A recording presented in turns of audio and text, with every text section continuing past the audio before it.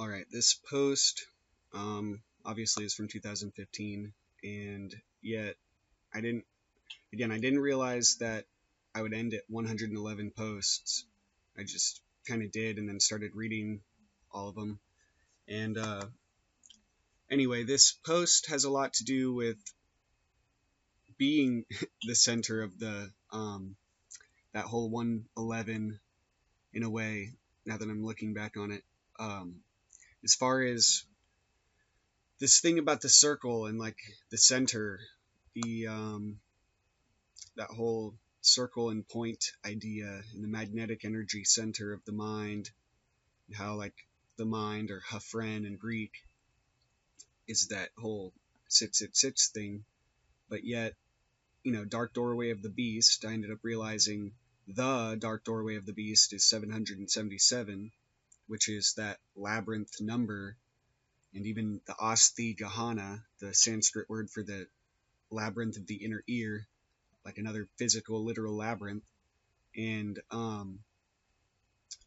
so this whole, like, the dark doorway of the beast, it even talks about the labyrinth and the mind, and it doesn't really show these gematria codes necessarily. I don't think they were anticipated. Like, I don't think even Kenneth Grant realized how pervasive and simple some of them are.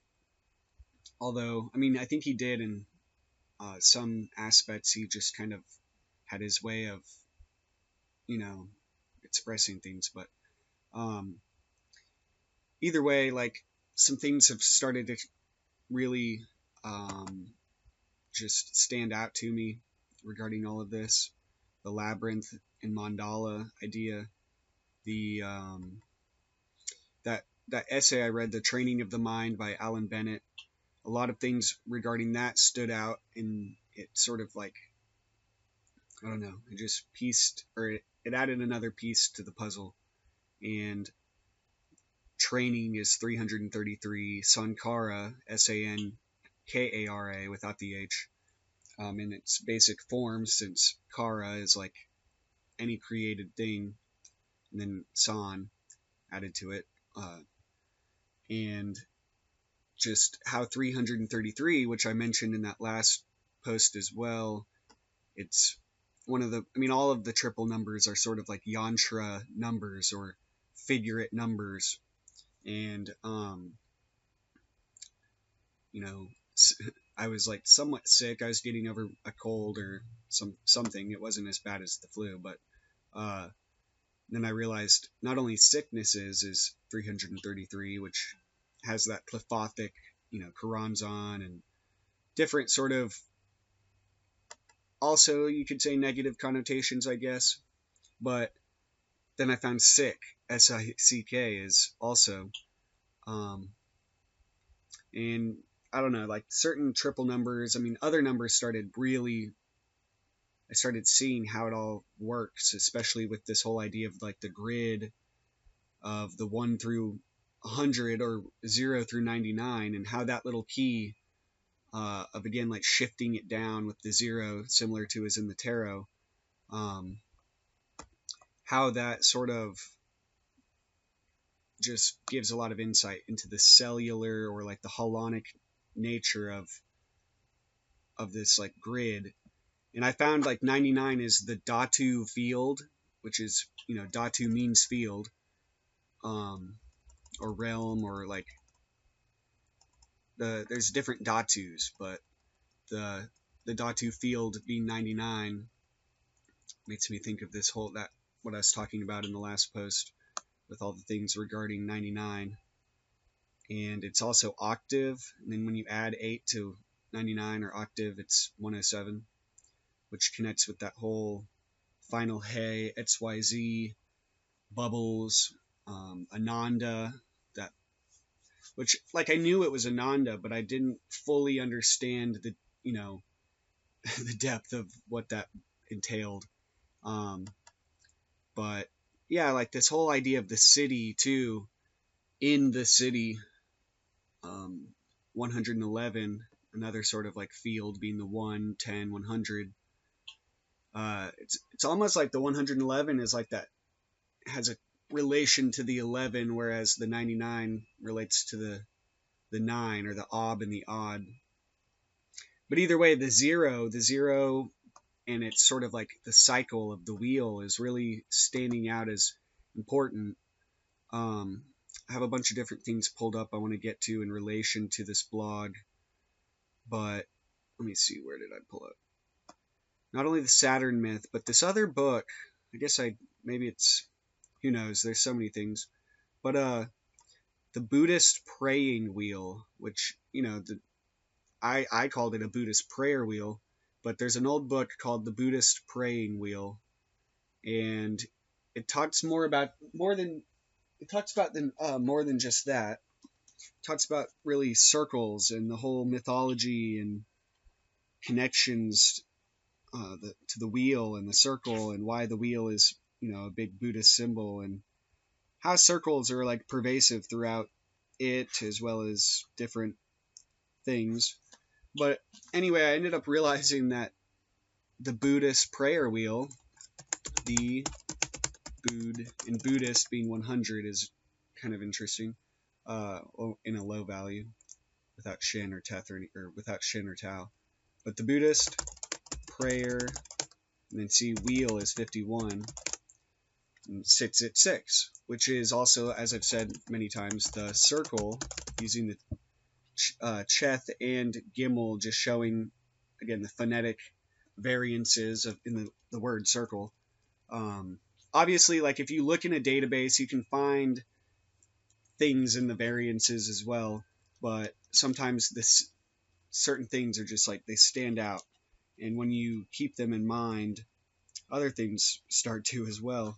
But anyway, like, I'll put a link to this book, The Buddhist Praying Wheel, because it's a good summary of pretty much, like, just this whole, the swastika, which I mentioned in the last post, because the Dragon Legacy talks about it, and the symbolism connects to the labyrinth and the elements, and that sort of like looping of the akasa tattva, or roping into the samsara, you could say. The swastika obviously has, and again, it sits at 6 as well, has less, now it's not of, I wouldn't say it's not of value, but it's way more, I don't know, people get offended by it, I guess, even if it were in like Buddhist art, at least if they don't know about it. So a better symbol is the circle, I would say, because it gives you the same idea of that, and apparently there's something called Wan Buddhism, I found, which is a relatively recent sort of form of Buddhism. There's so many schools of Buddhism. But this guy, Pak Chungbin, or Sotaesan as he was called, he founded this like religious order, basically, I guess, in 1924, but then they ended up changing it to Wan Buddhism. And Wan, it's a Korean form of Buddhism, but Wan, or Wan, means circle. Wan Bulgyo is the Korean form of it. Buddhism, round Buddhism, or consummate Buddhism. And they say basically the circle is like the true form of the Buddha. And like, I've read that they say like all beings are technically Buddhas, in the sense that, they have bodhi or buddhi, or mind. But again, like, all of this brings into question this whole concept of the Qliphoth, in the Hebrew or Kabbalistic, in the 777, and what the Qliphoth are essentially being the shells is they have no center. And so with this whole wheel concept, and the fact that everything's in a sort of like cyclical cycle, cyclic law, in cycles, 111, well, like, it's all just a matter of, again, the magnetic energy center. And then the fact 666 has all those opposite connections, like parasites, or those shadow sides, because again, it's a solar number. It's all about the light, the mind being a sort of like microcosmic reflection, in a way, of what the sun does, just being radiant. And so again, like, I brought up in the last post the Lankavatara Sutra as well, and so all this stuff like connects. It's just a matter of putting it into a sort of like contextual, tying it all together, I guess. And so basically, this Won Buddhism is pretty interesting, and there's a lot of stuff about. I found the circle is just really interesting. It's so peaceful. They have the scriptures of Won Buddhism, the doctrinal books of, I believe the doctrinal something of Won Buddhism, and then I found this other book, like a periodical compilation from 1962 to 1992, and there's some pictures, and I don't know, there's something about this. It's really interesting, especially considering when you read what he said was that he believed there would be like a new era of like materialism in a way, like dawning on humanity, in that this would be like Won Buddhism was all about finding the way back or the way out of that whole trap. And so it's like he anticipated like this whole transhuman simulacra. But anyway, the Lankavatara Sutra, if I can find it, I'm just bringing up the Wikipedias for like the basic summaries of them, but it means like the descent into Lanka, or the going to Lanka, Sri Lanka, pretty much talking about the Buddha's descent, or the descent of Buddhism. And Daisetz Teitaro, or D.T.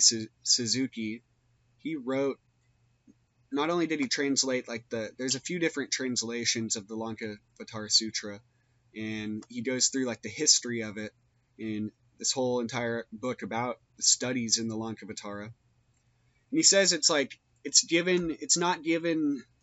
kind of like been a cult in a way. It's like forgotten, and not much study has been gone into it because of different reasons, because of its history, and it's been like parts of it have been lost. But apparently it's like one of the supreme sutras in a way. And if you can get beyond all the I guess this book doesn't help, I guess, if you want to get into it as far as what it's all about.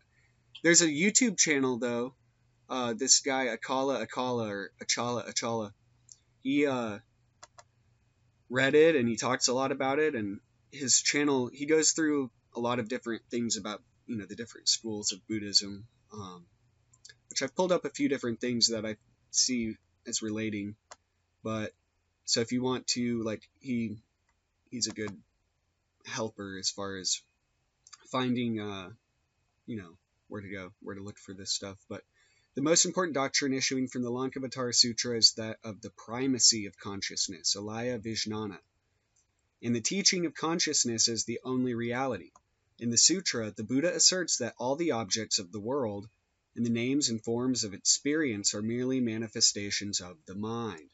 And so Yogacara is what they call this, or the mind-only school. Which again, it's just, if you step back and look at things, and it's weird how things do achieve a sort of a separateness in a way, like objects and beings even. Because the world is seen as being mind only, or consciousness only, all phenomena are void. And consciousness is, I believe, 517, which is also samvit, which is like consciousness. All phenomena are void, empty of self, Atman, and illusory. There are four things by fulfilling of which an earnest disciple may gain self-realization of noble wisdom and become a bodhisattva mahasattva. First, he must have a clear understanding that all things are only manifestations of the mind itself. Second, he must discard the notion of birth, abiding, and disappearance. Third, he must clearly understand the egolessness of both things and persons.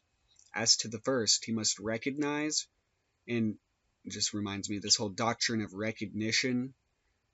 It's like a Hindu form of, it's related to all this. I wouldn't say, I don't know historically if they are, or what. I'm still studying all of this. There's a lot to go through. But Pratyabhijna, which again is, if you add it up, Pe, Resh, Aleph, Teth, Yod, Aleph, Beth, He, Yod, Yod, Nun, Aleph, is 379, which Kenneth Grant relates as being chaos and dissolution, which kind of relates to this whole Shiva and Shaivism thing. But it's also the 360, so the circle. And so this whole thing about the center of the circle being that zero or clear, it's like a clearness that I can't really explain, but I'm going to try to. It's the center of the circle, or it's like a magnetic faculty of some sort, you know. So yeah, Pratyabhijna, and it means recognition, recognition, and cognition is 666. So it's that fact that cognition is itself, I don't know, it's just cyclic. And Jnan, since NA is 50 plus the 10, and then add another N, Jnan is the root of Jnana, just like as Kundal, coil, is the root of Kundali or Kundalini. Jnan is also 111. So anyway, this whole thing about, where was I? The Lankavatara Sutra, the mind only, he must recognize and be fully convinced that this triple world, and again, the 333 is symbolic of like that. A lot of the Buddhist teachings, Buddhist teacher, his teacher is 233, Buddhist is 100, Buddhist teacher is 333, but then what is it? Buddhist texts and the Buddha's Tathagata Garbha, I believe, like the Buddha matrix itself, and matrices plural is 333, but Buddha's Tathagata Garbha, yeah. So Buddha's Tathagata Garbha is 333. Again, that whole training of the mind. The Tathagata Garbha is basically I believe the Buddha matrix or embryo or womb. It's basically your, like, the field of your mind. And so that it is devoid of selfless or selfness and its belongings. So again, that whole Karanzan idea comes to mind as well. That there are no strivings, no comings, no goings. Oh, and as well, there's a lot to do with Taoism in 333. It's in Siddhis and all this Eastern stuff. Not all of it, but a lot of things sort of cluster in these Kabbalistic numbers, and that's, you know, it's like the simple idea, the Kabbalahs. I don't know if it's Shin or Samek, but the Kabbalahs of Buddhism. So yeah, a Samek in either Kabbalahs or in the Buddhism. The Kabbalahs of Buddhism is 131. So the Kabbalahs of Buddhism even sits at 6 if you consider the variations. And I mean, Hinduism is important as well, and Buddha is considered an avatar of Vishnu. And I also found that the Buddha is 22. It's the same number of letters as the Hebrew alphabet, symbolic of the circle. The Buddha in Vaishnava Hinduism. So the Buddha in Vaishnava Hinduism sits at 6, that radiant solar number. And it, again, like this avatar cyclic solar manifestation. So basically, he must recognize and accept the fact that this triple world is manifested and imagined as real only under the influence of habit energy, again, sankharas, that has been accumulated, and they say to accumulate stocks of merit, since the beginningless past by reason of memory, false imagination, false reasoning, and attachments to the multiplicities of objects and reactions in close relationship and in conformity to ideas of body, property, and abode. As to the second, he must recognize and be convinced that all things are to be regarded as forms seen in a vision and a dream, empty of substance, unborn, and without self-nature. So unborn and egoless. That all things exist only by reason of a complicated network of causation.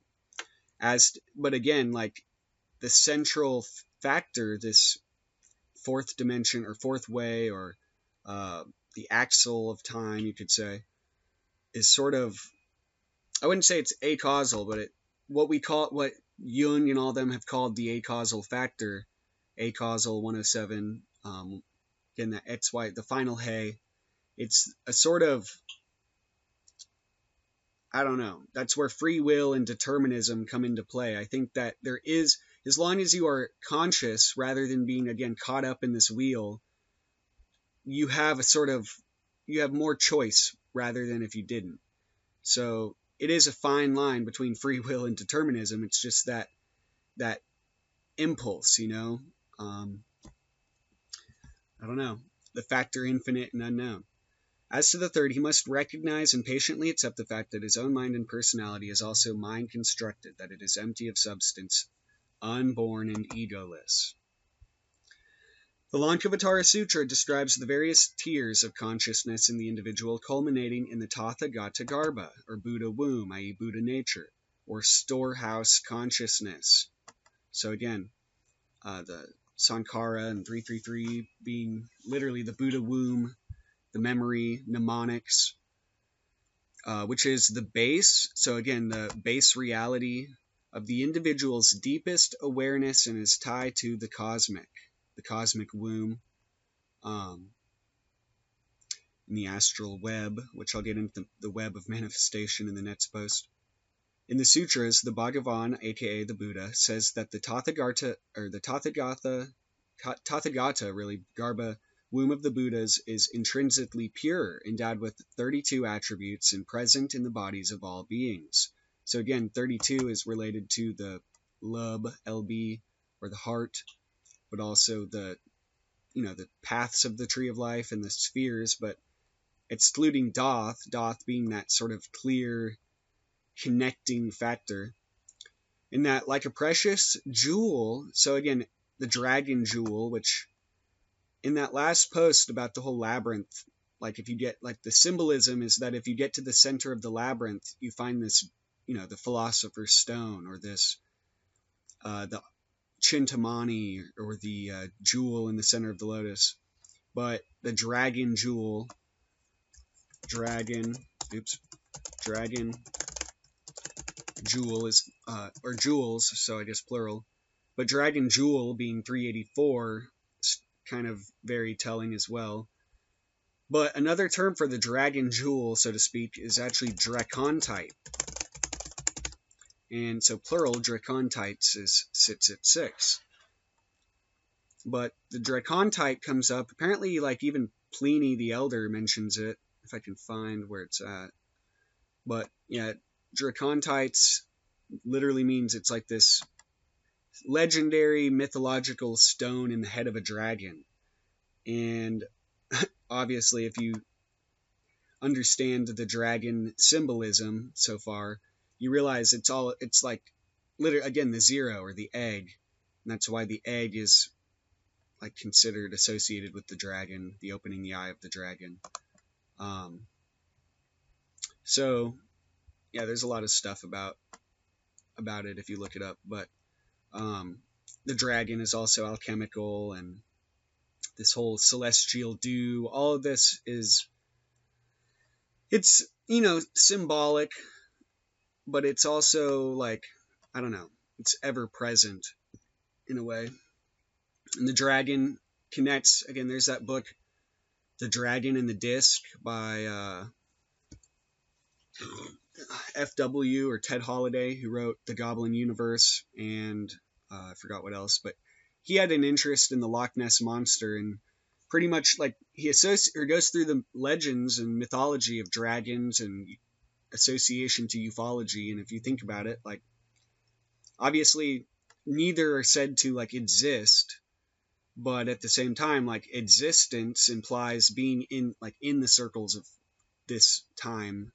And so whatever, I don't know, like you can't say they exist or anything, but he said that the dragon or Loch Ness monster, or like these lake monsters, which I guess there's like Ogopogo and a few others.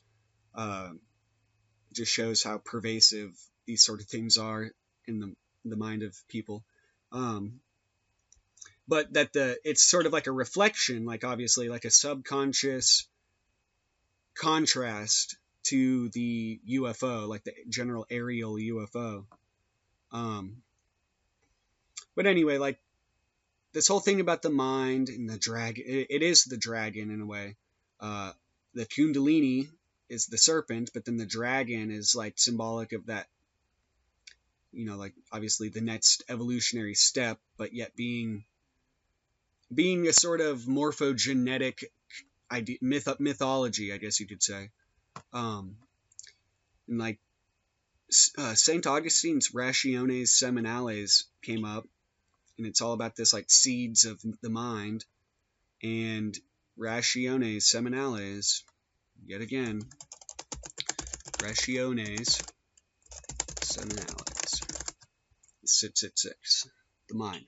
So it's a similar like concept to this idea of the Lankavatara Sutra, which is that basically everything is like unmanifest, basically as like little latent seeds, you could say, and the seed, Teth He He, Shin He He Daleth, the seed, which contains that potential, that dendritic dendro or tree, which has its Buddhist relations, the tree of life and all that. But yeah, Rationes Seminales, causal principles, primordial reasons, original factors, seminal reasons or virtues, seed-like principles.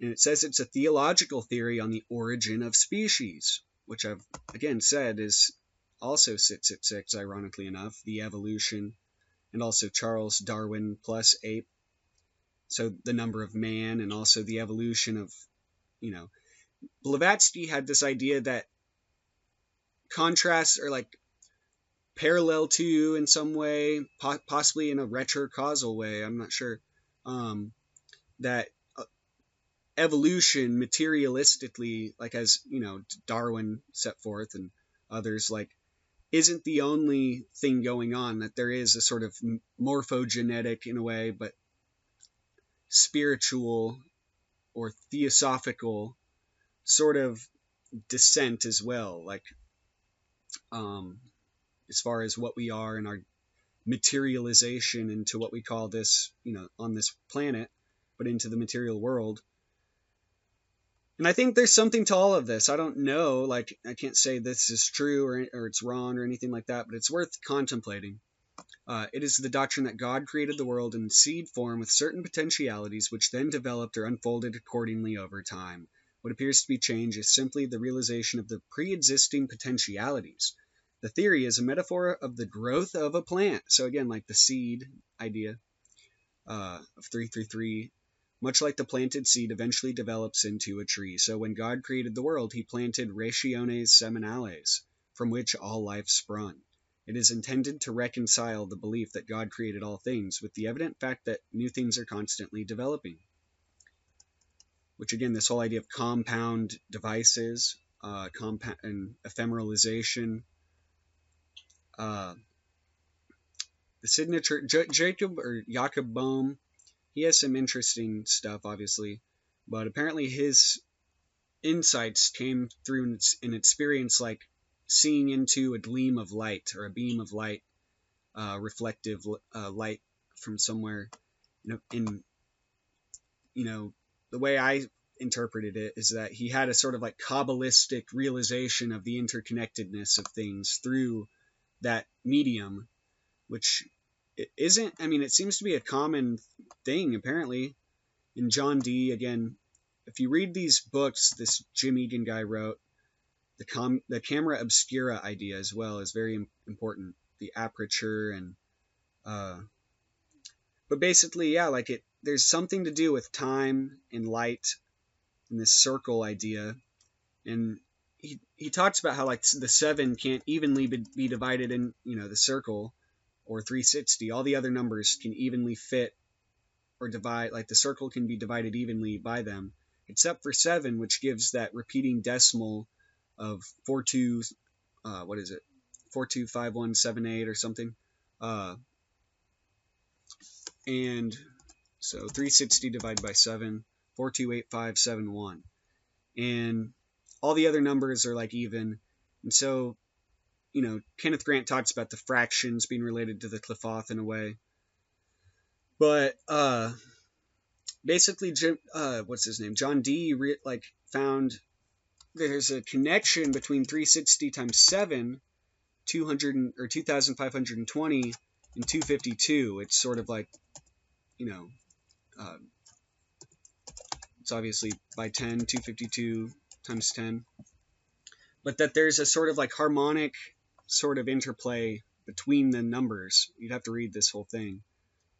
But 252 is Nara, which has many translations, but it means like the waters of space. It also means a man.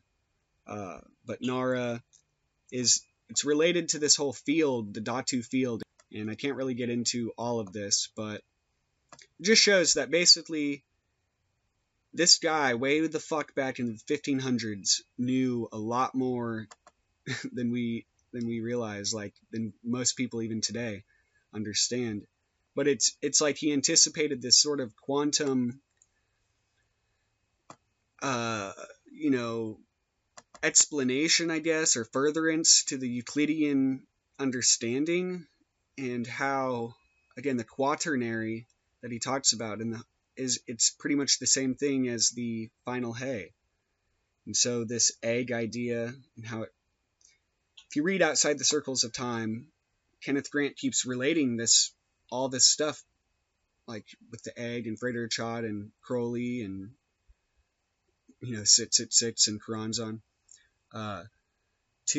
back to John Dee and whatever they were working with. Karanzan, again, 333, goes back to John Dee. And Uriel and all this stuff about light is very, very important. And I just wonder how much people know. There's like an electricity company called Enoch, and I just wonder how much, like, do they know this stuff, or is it just like subconscious? I don't know. But anyway, this Lankavatara Sutra is very deep, and one of the figures in it actually is Mahamati, as you can see.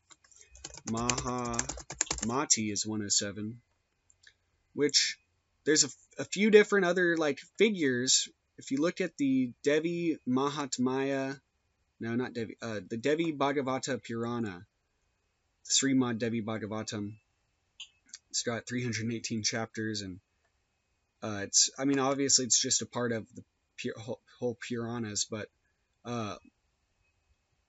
what is the name? Not Mahamatya, is it? Might be Mahamatya, one of these names, Mahamatya, no? So Mahamati, I had to read it or something, but I was reading it and I was like, holy shit, that's 107 too.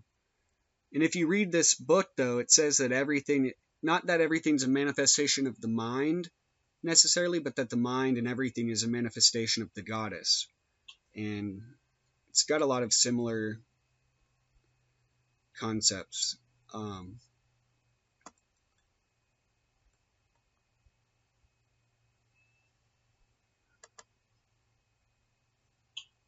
I don't remember, but it's one of these. See, there's so many different things. Mahamati is 107.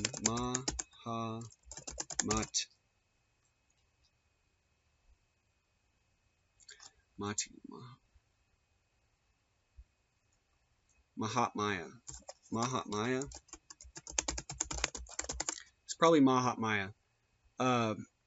Anyway, there's a lot of stuff, like the 107 being that, again, that final hay, and where it's the Akasha, so it's the Akasha Tattva being looped into or roped into the XYZ field. Has everything to do with like the Anya chakra as well, or the Una. And Ananda apparently is not only, bliss, but it's the primary student of Buddha. So that's pretty interesting. And also, if you read, what is it? the Shurangama Sutra is also very important, and it's related to, see, got influence from the Yogacara or mind-only school, but I found this book called the 50 Skanda States, or the 50 Skanda Demon States. And the Skandas are kind of like the opposite of or like they're like demon sankharas in a way. See, the origin of demonic states.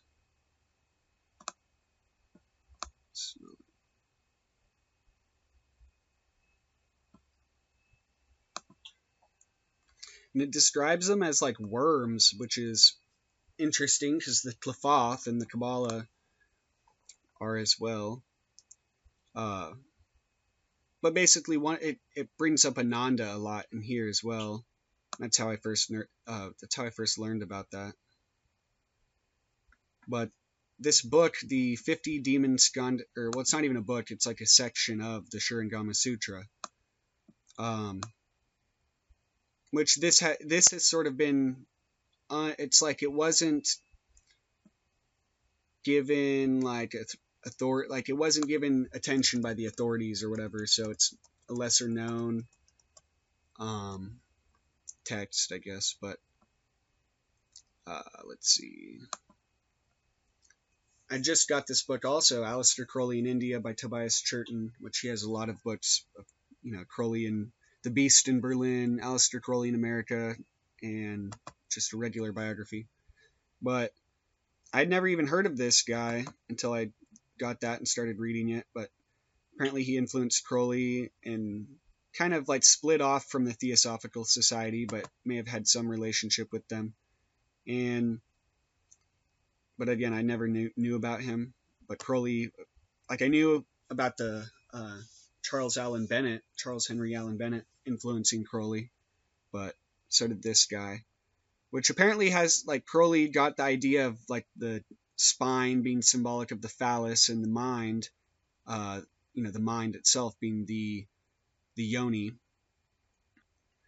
So anyway, with all that in mind, the Ekayana, though, as well, I believe the Lankavatara Sutra talks about it, is also, like, it comes up in a few different things, but the Ekayana is also 107. So again, this whole, like, field. And I think the Jingtu, Jalus, or rainbow bodies, Tibetan Jalu, plural.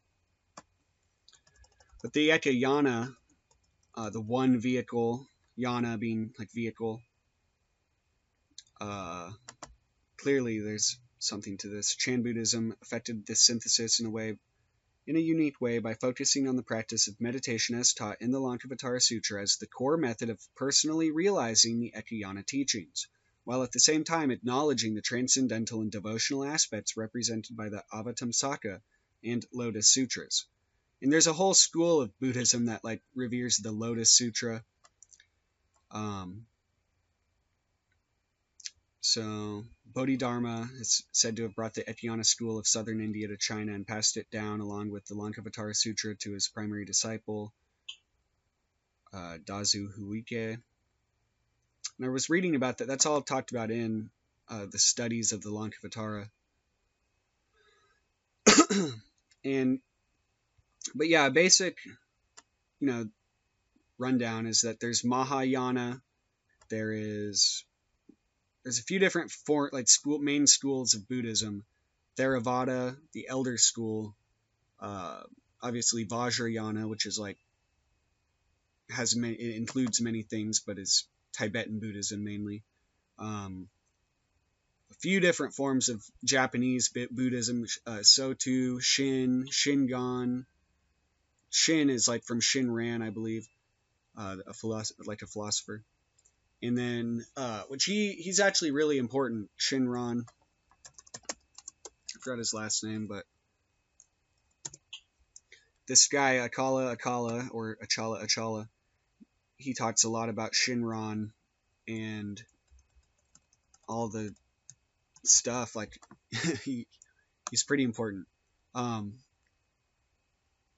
in fact, the Acala really is this he's not really a Buddha. He's a Dharmapala, or known as like a wisdom king, which, real quick, wisdom kings is 333, but he's like the main wisdom king, and so the wisdom king happens to be acala, like, it's all related. But acala means immovable, and he is associated with, if not like an equivalent form of Akshobhya, who's associated with the mirror. And if you read about their, origins and characters, they're just very similar. But Akshobhya in Japanese is Akushu, or Ashuku, I believe. But Ashuku, or Ashuka, but also in some forms Ashuku. But Ashuka is also 333. So, and it's like this immovable underlying field number, again, the 333.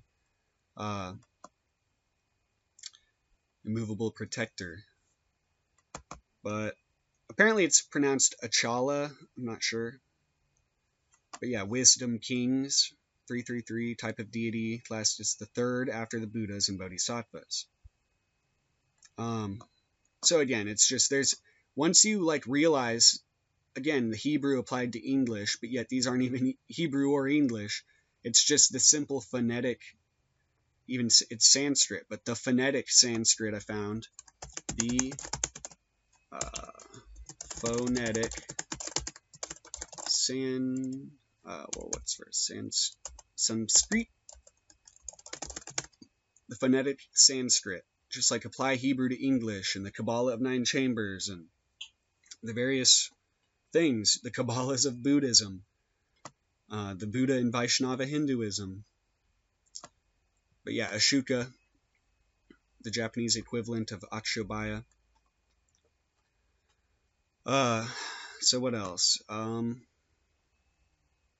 Should go back to reading that blog. I just wanted to go through all this stuff. Manjusri. Again, going back to the 107 thing, Sri is sort of like a title. Sri means sort of like sir in a way, but Manju means gentle glory, and glory is Sri. But Manju, Mem, Aleph, Nun, Yod, Vav, Vav, is 107. So Manjusri is basically the glory of 107. And he's the oldest and most significant bodhisattva in Mahayana. But he's got like a wrathful form known as Yamantaka, which is related to Vajra Bhairava. And Vajra Bhairava, Lord of Death, Vajra Bhairava is 444. There's a lot of connections to that. I mean, it's Shinto, but it's also the Enso. The Enso. And the Enso is that circle that you'll see like painted basically in one single stroke. But yeah, Yamantaka is kind of like he reminds me of Mahakala, but these things all intertwine, I guess, in different ways throughout history. But remember that Mrityu is also death, and he's like the terminator of death. So it's that whole wheel. So anyway, yeah, there's a lot that I've wanted to talk about in relation to this. And obviously all that's like Buddhism, Eastern, but there's some scientific, you could say, or like modern things as well that connect to all this. And real quick, another book I don't think I even brought it up, but I guess I won't, but I guess I'll leave it. But it's Geometry, Relativity in the Fourth Dimension by Rudolf Rucker. And he also wrote a book called like The Fourth Dimension. But I had first found out of Geometry, Relativity in the Fourth Dimension. And on page 36, he references, like he says, which I don't know if he's quoting someone or what, but he talks about like that whole fiction Flatland because it's helpful in illustrating the fourth dimension.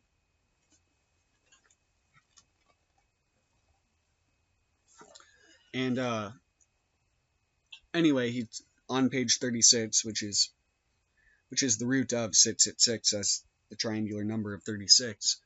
And he mentions like us or the people in Flatland as being in like ether zone or ether region 666. And I just found that interesting because I don't know, wasn't expecting to find that. But I don't know, people put that everywhere.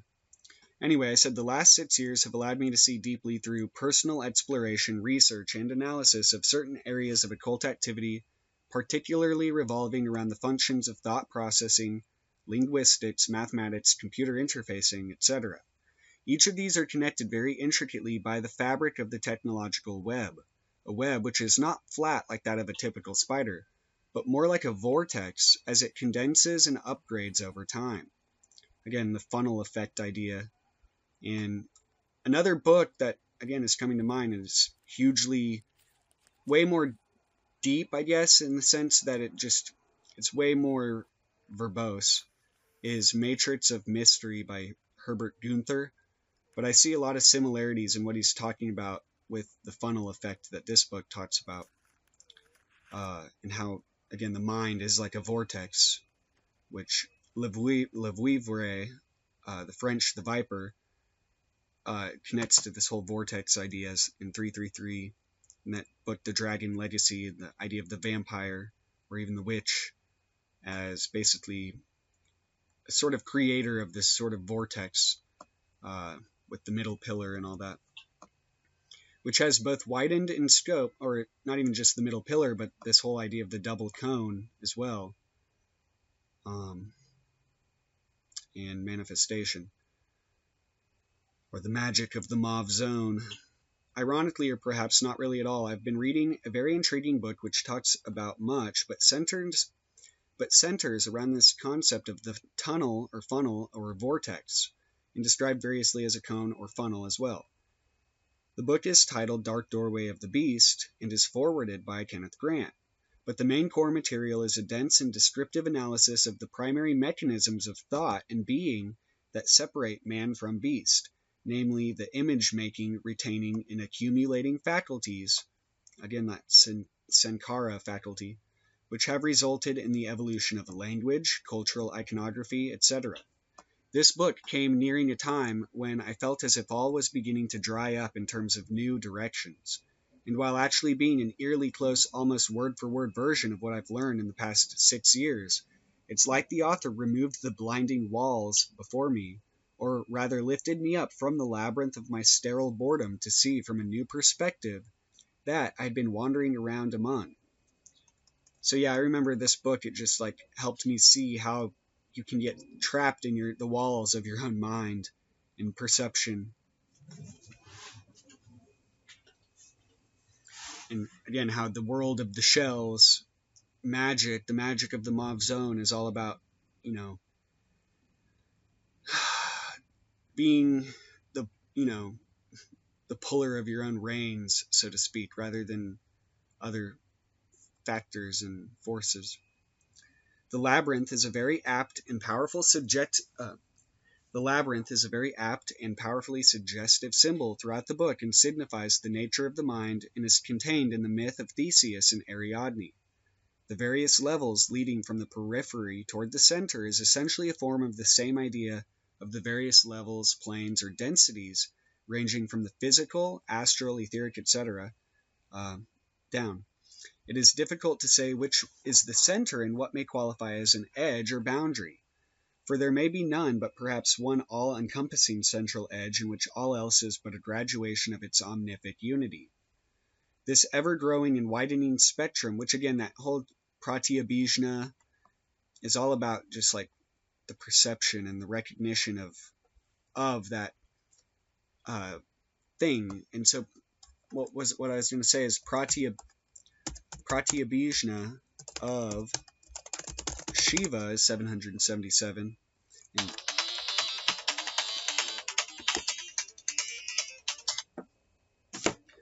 and Shiva, the auspicious one, is also 777. Oh, and back to Manjusri, because the flaming sword and the Kabbalah and this whole thing about like what 777 represents. Manjusri's sword, and his sword is like flaming, symbolizing this flaming consciousness or transcendent consciousness of the Prajna Paramita. But anyway, all these things connect. This ever-growing and widening spectrum has its beginning as a seed of eternity. See, and I didn't know about the Rationes Seminales or Lankavatara Sutra when I wrote about this.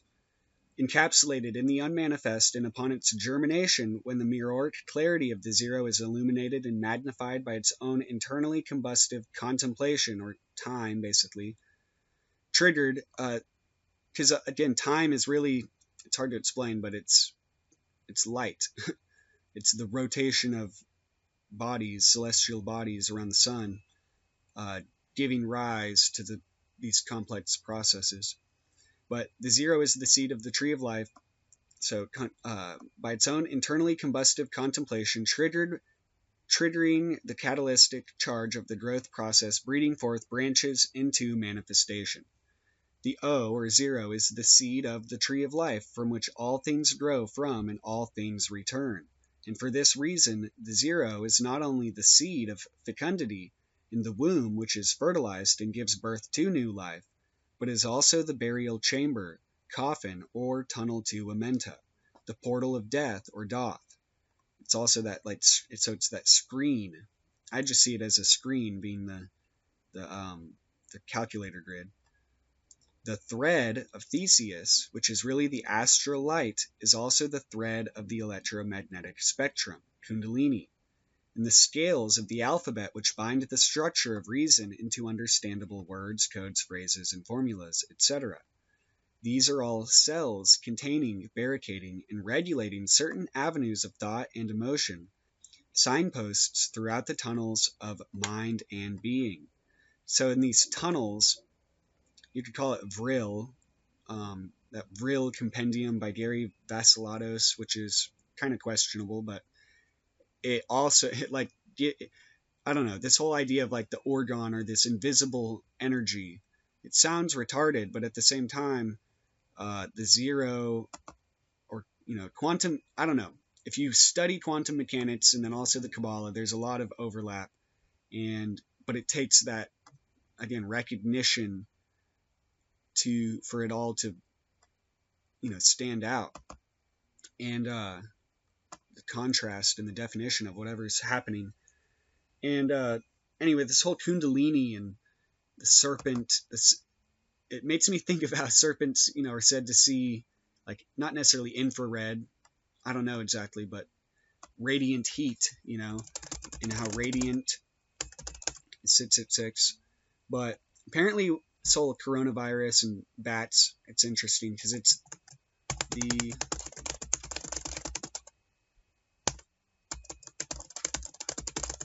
Typhonian current, which is that sort of tornado, but also, so many other things. The bat has, the bats navigate basically through what they call laryngeal, their larynx, I guess, laryngeal echolocation. And this thing about 666, why it's so important as this it's a sort of like radar, and sinus with two shins. That whole, like Kenneth Grant in Beyond the Mauve Zone talks about the bat symbolism and how their nose and if not their nose, but this sort of frontal aspect of their face is almost like a chakra. It's like, but it's connected to this time factor. Like we can sense things. It's a sort of sixth sense, whatever it is. He associates it with the nose and the front of the face and bats. But laryngeal echolocation being 666, and all this stuff relating to telemetry, but subconscious processing as well. Clearly, there's something to all this. The functional magnetic resonance imaging, or the fMRI.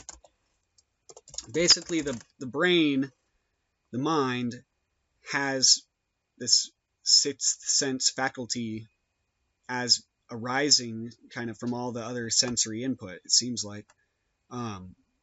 As to whether it's very clear or functioning is another story, but I'm just seeing this psychic faculty or whatever seems to be related to all of this. And the more you exercise it, the more things will just like, you'll start seeing them pretty easily, clearly. But yeah, it's like little threads and tunnels, or strillium, you could call it. For anyone else other than myself and my magical coworkers who may have read some of the main key points of this blog, the egg as a symbol of the Akasha, 107, there should be no need to redress back too much to already examined information, and it should be beginning to now be apparent what Kenneth Grant was trying to convey in his comment to verse 107 of Liber Achbish in the Ninth Arch. Which now, again, with this whole, I mean, the coronavirus, there's been many coronaviruses, or there are, but this one is kind of important. It's kind of looking bad. But he talks about 107 as relating to Pazuzu, the pest, this pestilence or plague. And, I mean, that's been going on. I've been worried about that since Ebola. But, I don't know. Like, it puts a lot of different things into context. And when you realize, like, all this stuff dealing with the megacities, cities. Right. The thing about the mega cities and their interconnection and the fast spread of this stuff. Mega cities is 777. And what else? Just a lot to do with the coronavirus, I found. And just 777 is kind of weird. Like, you think of these triple numbers as like these flat things, but the fact that it's also the protein ribbon, and if you study protein ribbons, they're not just flat, like they're processes, they're complex sort of like things, but the protein ribbon is 777, and this number has a lot to do with DNA. I'll just leave it at that.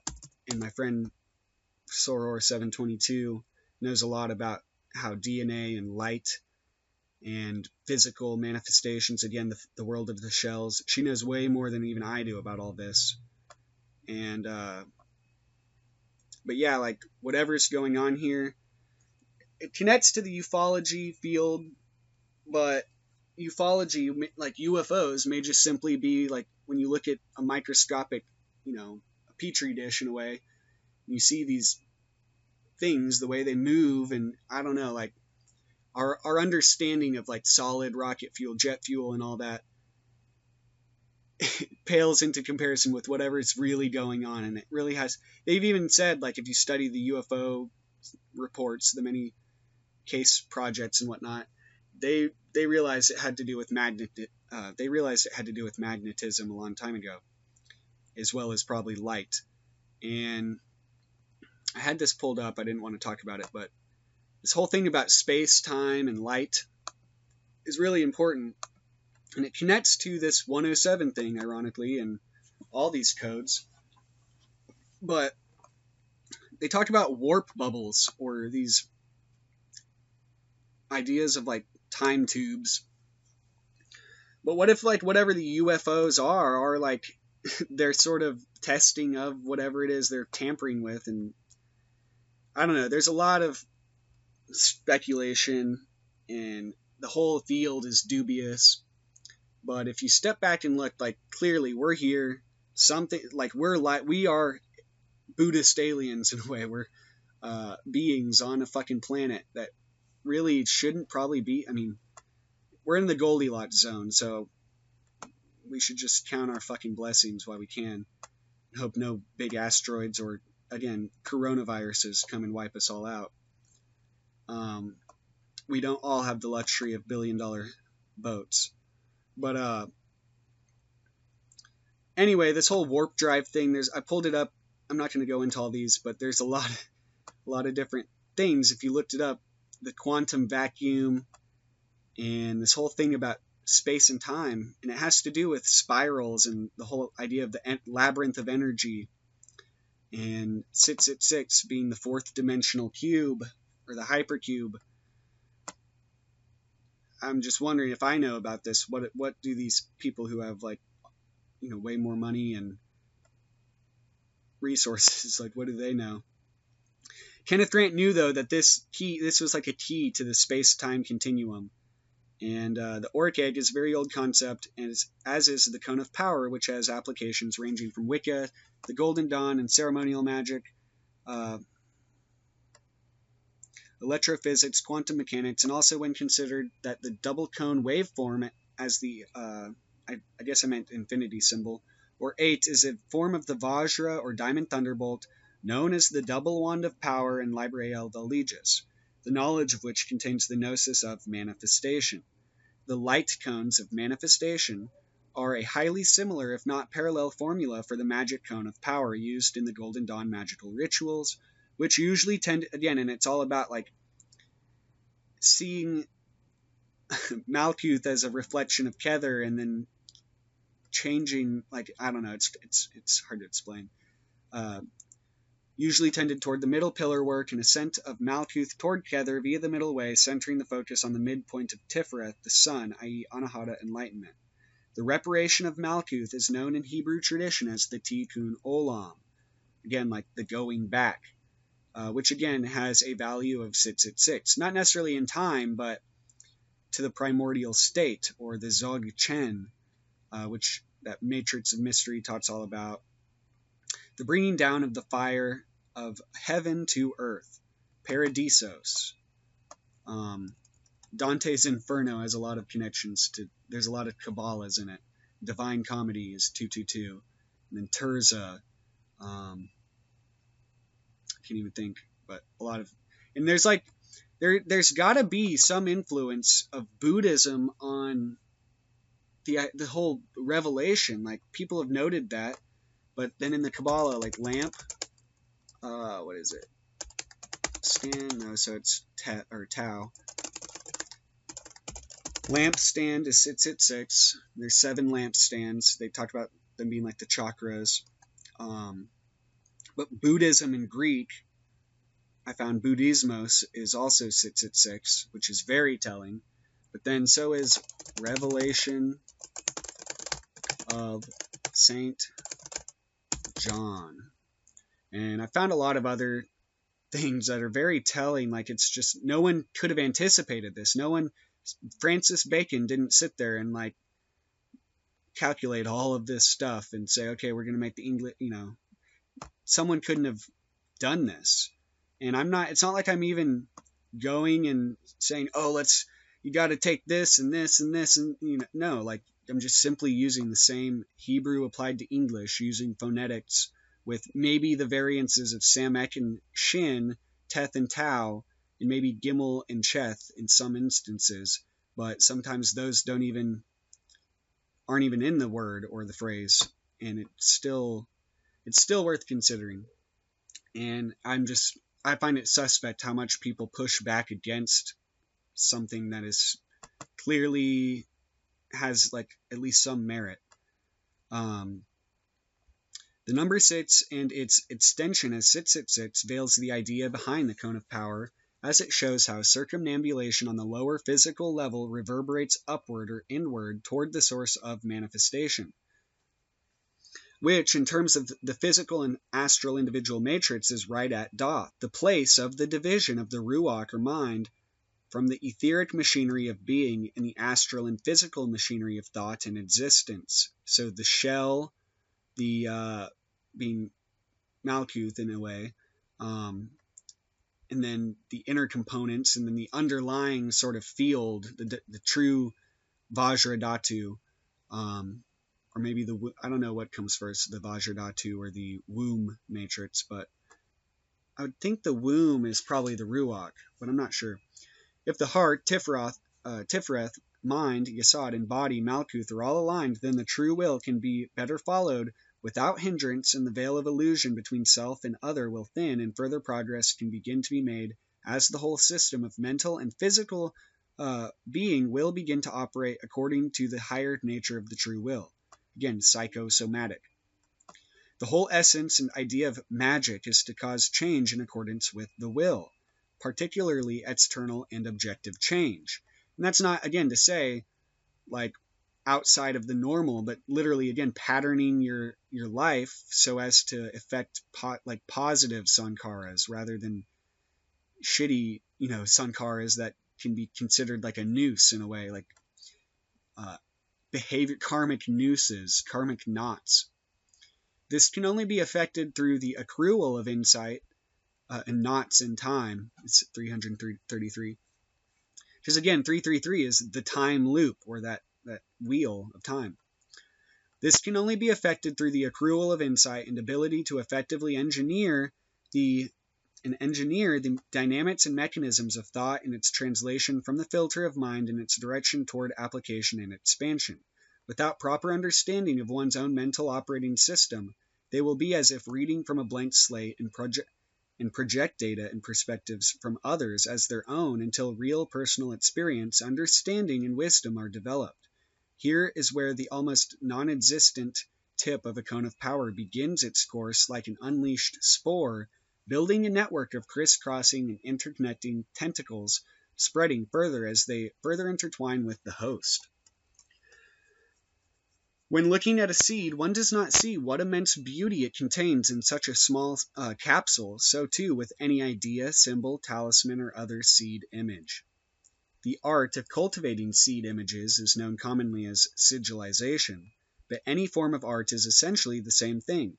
This is the method of influencing the subconscious through impressions of consciously unintelligible data, or vice versa, so as to bypass the veto of reason and embedded in the core of the self, or this desire, or to take into one's own nature so as to, again, form a channel or vortex in which to empower the will to a point where it focuses on that goal.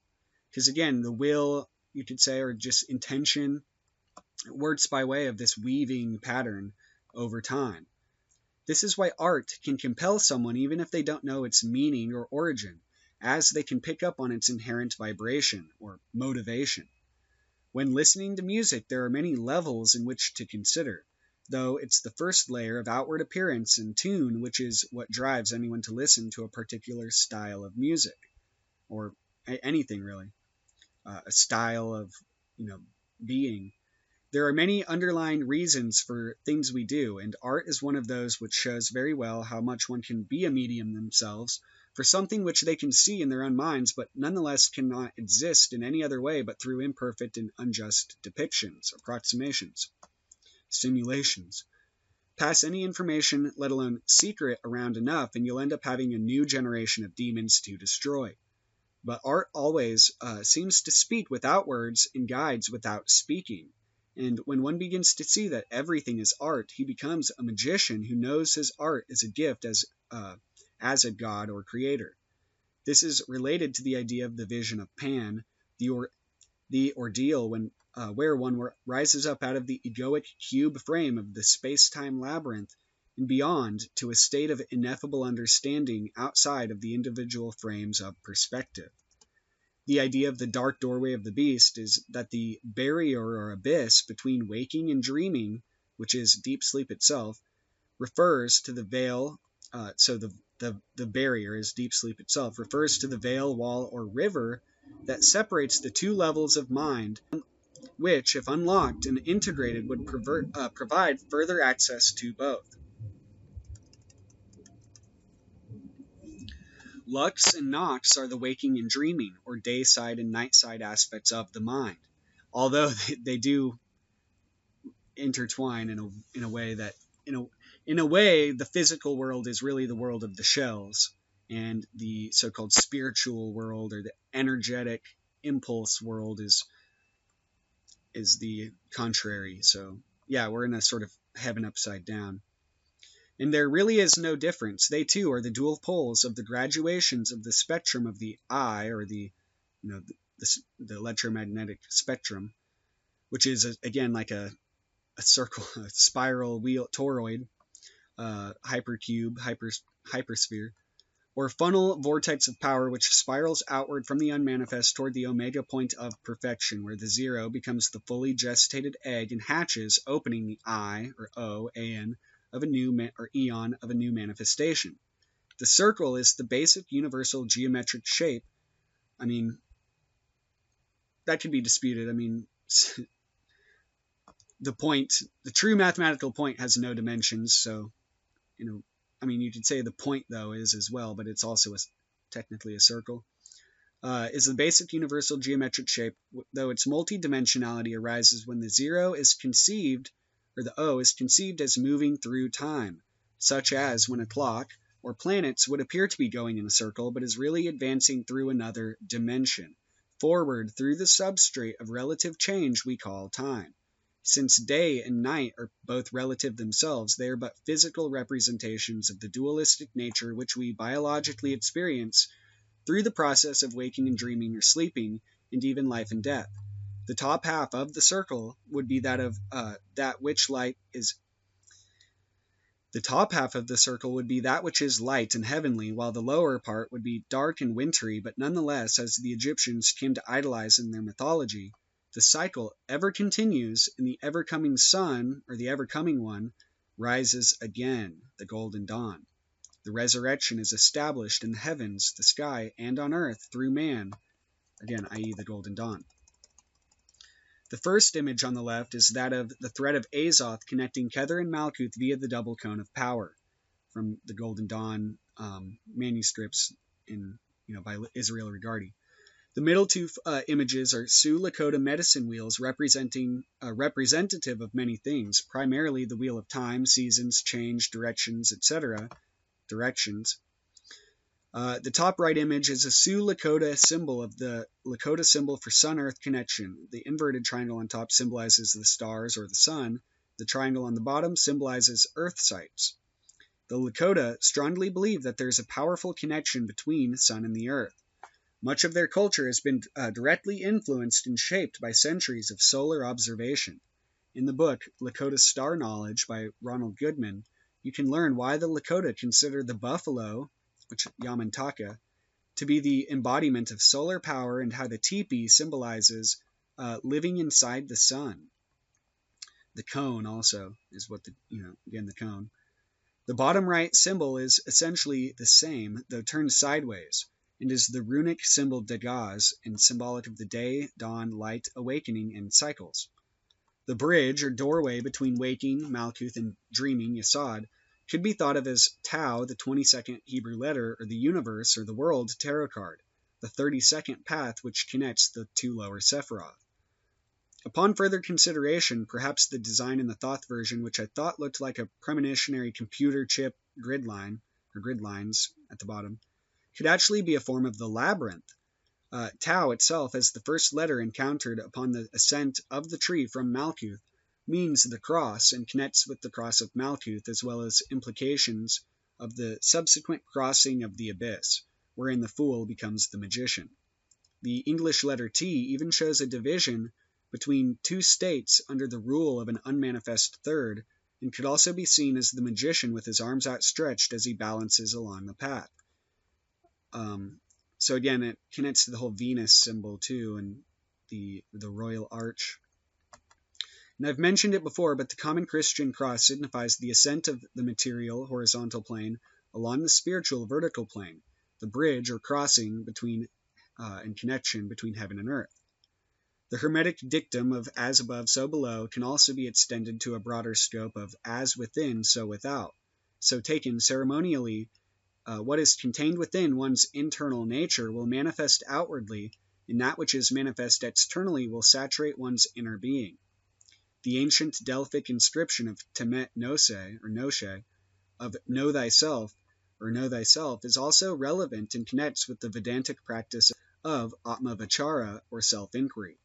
This ultimate question of who am I is what motivates one to find the source and nature of the Holy Grail, which ends up being one's own true will, found to be nothing external like physical gold, again gold 107, or riches, but is the eternal and pure substance called Azoth, which composes the philosopher's stone, or pearl of great price, the adamantine, the adamas, astral light of the soul, symbolized again by the egg or O, 0. The alchemical formula of vitriol is also related here, as it is a notaricon or acronym for a Latin phrase, visita interiora terrae rectificando in vinis occultum lapidum, which means visit the interior of the earth, and by rectification thou shalt find the hidden stone. This, again, the dracontite. This shows that by going inward and persevering through the stages of transformation and purification, one can find the source beneath the leaden barrenness of mundanity and reach toward the more tenuous and vibrant of energetic planes from which the physical is composed. The very source of mind, sense perception, and the matrix of the self. And again, this makes me think of the path of purification, or Vishuddhimagga, but also the Lamrim Chenmo, which I had pulled up, but it's so much to go into. But it's the graded paths of the mind, and I don't know, there's a lot to this, but both the Vishuddhimagga and the Lamrim Chenmo, which is more, the Vishuddhimagga, some people have problems with it not being like the original teaching of Buddha. It's Buddhaghosa's teaching. But then the Lamrim Chenmo, I learned of it through Alex Wayman's book, The Calming of the Mind and Discerning the Real.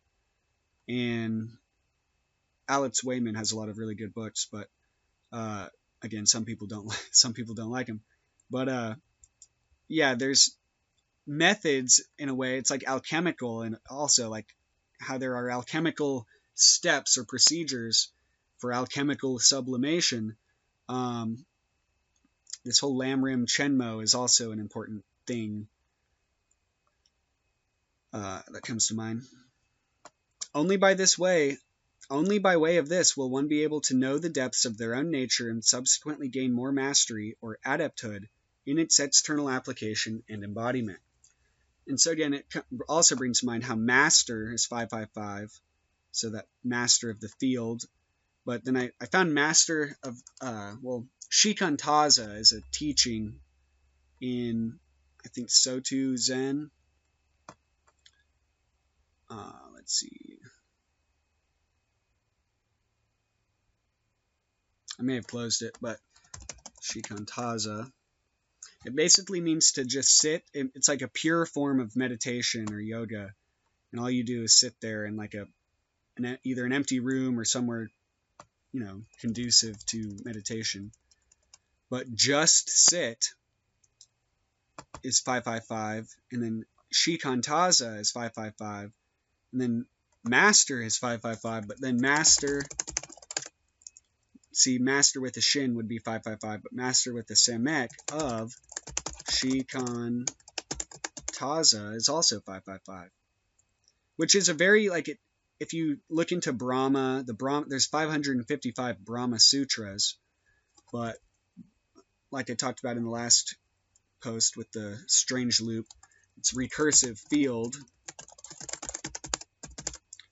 or I guess with a cheth, but recursive field, and Brahma is said to be unlimited. There's a lot of connections to 555 and Brahma, and this whole idea of Zen, even though Brahma is obviously Hindu, Zen is like mainly Japanese.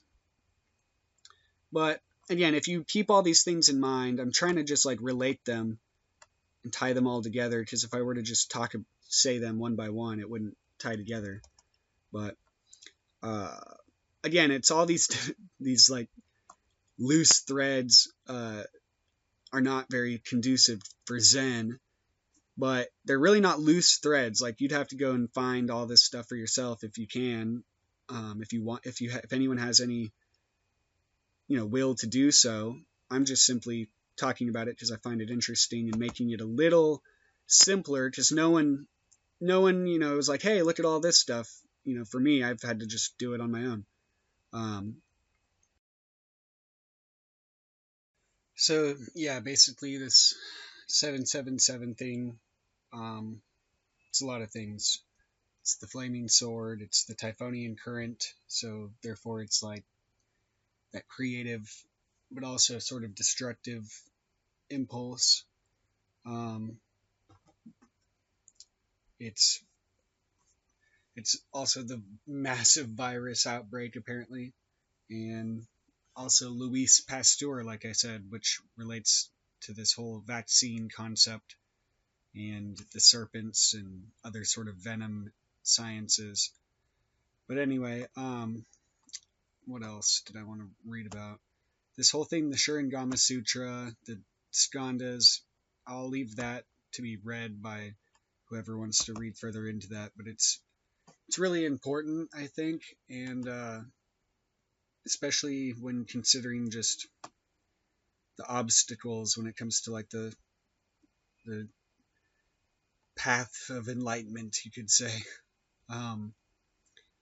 Let's see, what else?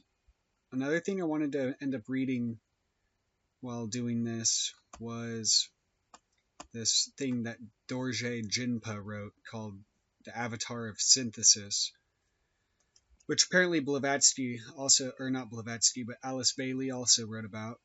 And she said, the avatar about whom the scriptures speak is the avatar of synthesis. And supposedly it's like related to Maitreya. According to Alice Bailey, the reappearance of the Christ, the externalization of the spiritual hierarchy, and the coming of the avatar of synthesis is the one great event for which all humanity waits. Much has been made public in the Bailey books concerning the reappearance of the Christ and the externalization of the hierarchy, but of the heaven-sent one, who stands behind and is the driving force for this event, little is known. From the archives of the hierarchy and quoted in A Treatise on Cosmic Fire, we find the following esoteric prophecy. From the gates of gold down to the pit of earth, out from the flaming fire down to the circle of gloom, rideth the secret avatar, bearing the sword that pierceth. Naught can arrest his approach, and none may say him nay. To the darkness of our sphere he rideth alone, and on his approach is seen the uttermost disaster, and the chaos of that which seeketh to withstand.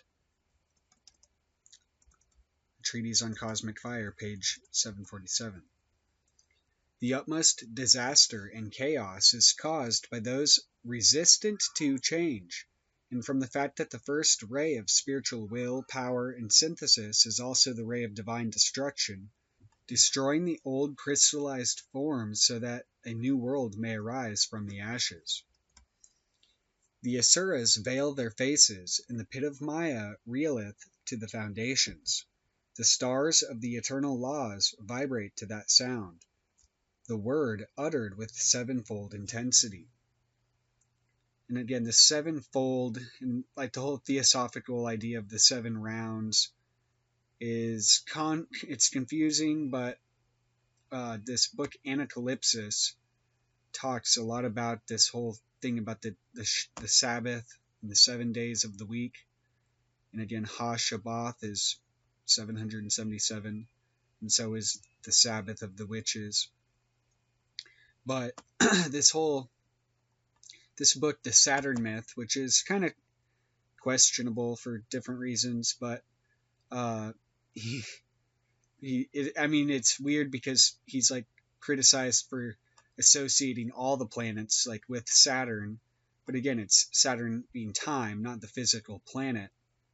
And this sort of, again, wheel or vortex, or it's very symbolic, and so I don't know, going back to the Buddhist prayer wheel, the circle of wand Buddhism, it seems to be a pretty recurring symbol.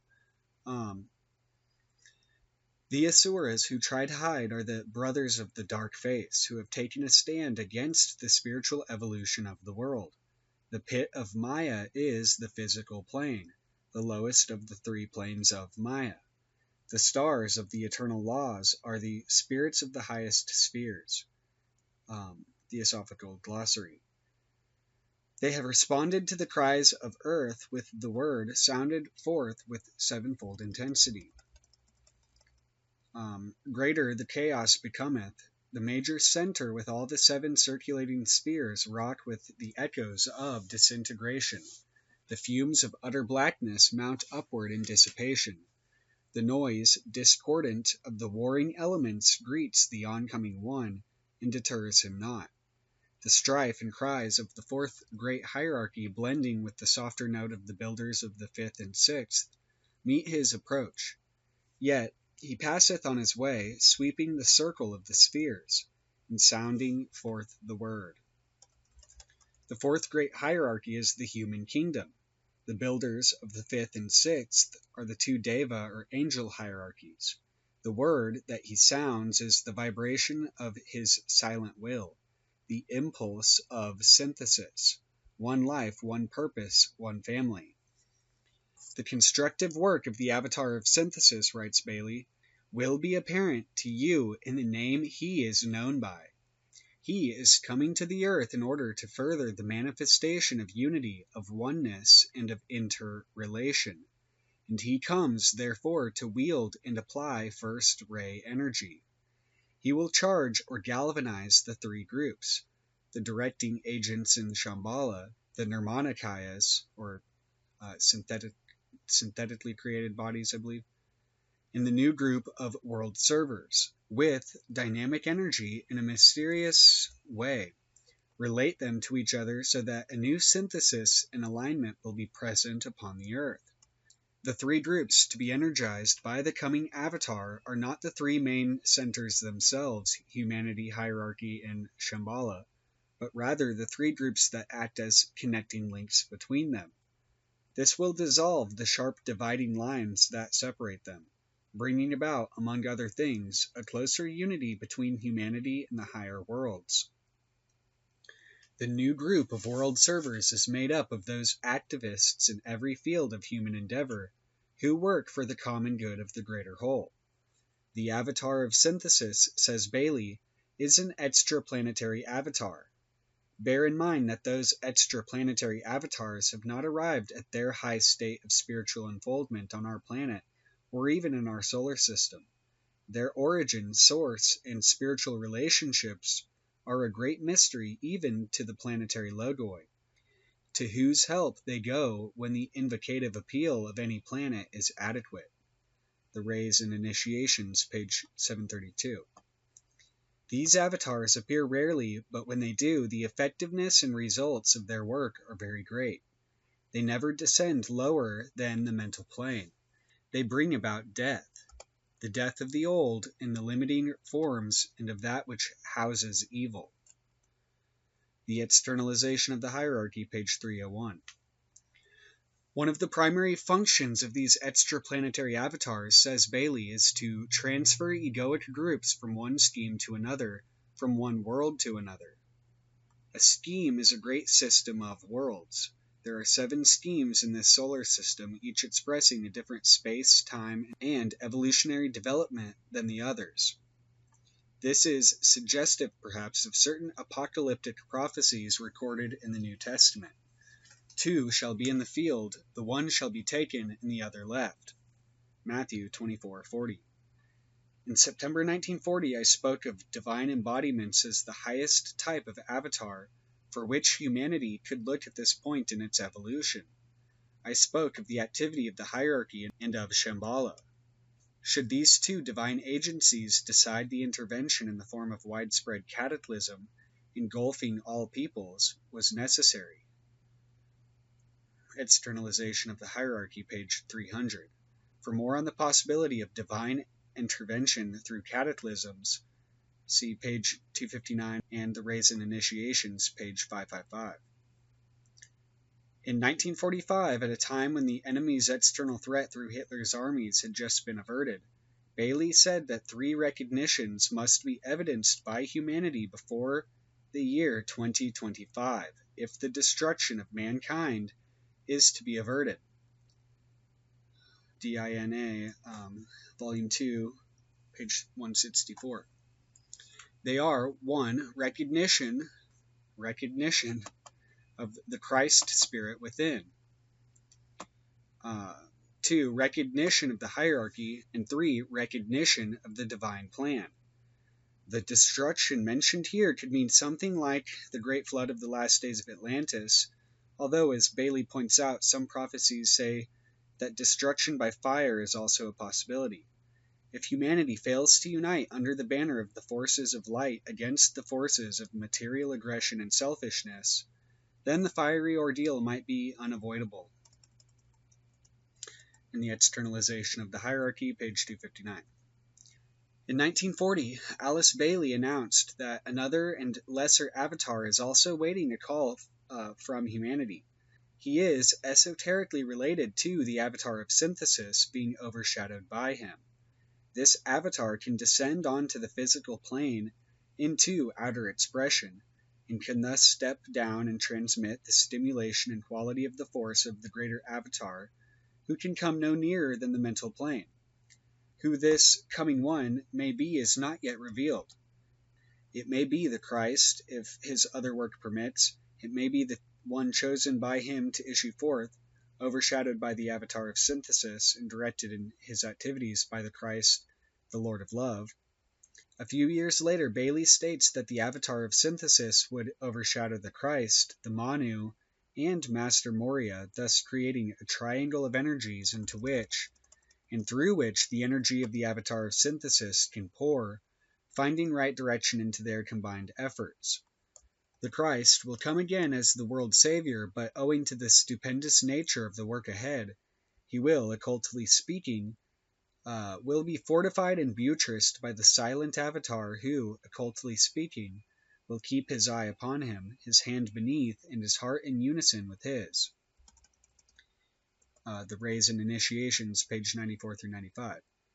In all the religious and esoteric scriptures concerning the coming avatar, Buddhist, Hindu, Persian, Christian, and the ancient mysteries, he is depicted as riding on a white horse. This symbolizes the overshadowing of the lesser avatar by the greater. H.P. Blavatsky says that Vishnu will return on Kalki, the white horse, the last avatar. Alice Bailey hints at this interpretation when speaking of the last avatar and the rider on the white horse. She says that in an earlier cycle, the then initiates spoke of the sacrificial horse. The Externalization of the Hierarchy, page 304. According to certain Tibetan myths relating to the coming avatar, the horse on which he rides is an incarnation of a great bodhisattva, and Edgar Cayce, in his veiled commentary in the Book of Revelations, states that the horse which the white horse rider rides is the Christ. In the Revelation, a commentary based upon a study of 24 psychic discourses, page 135.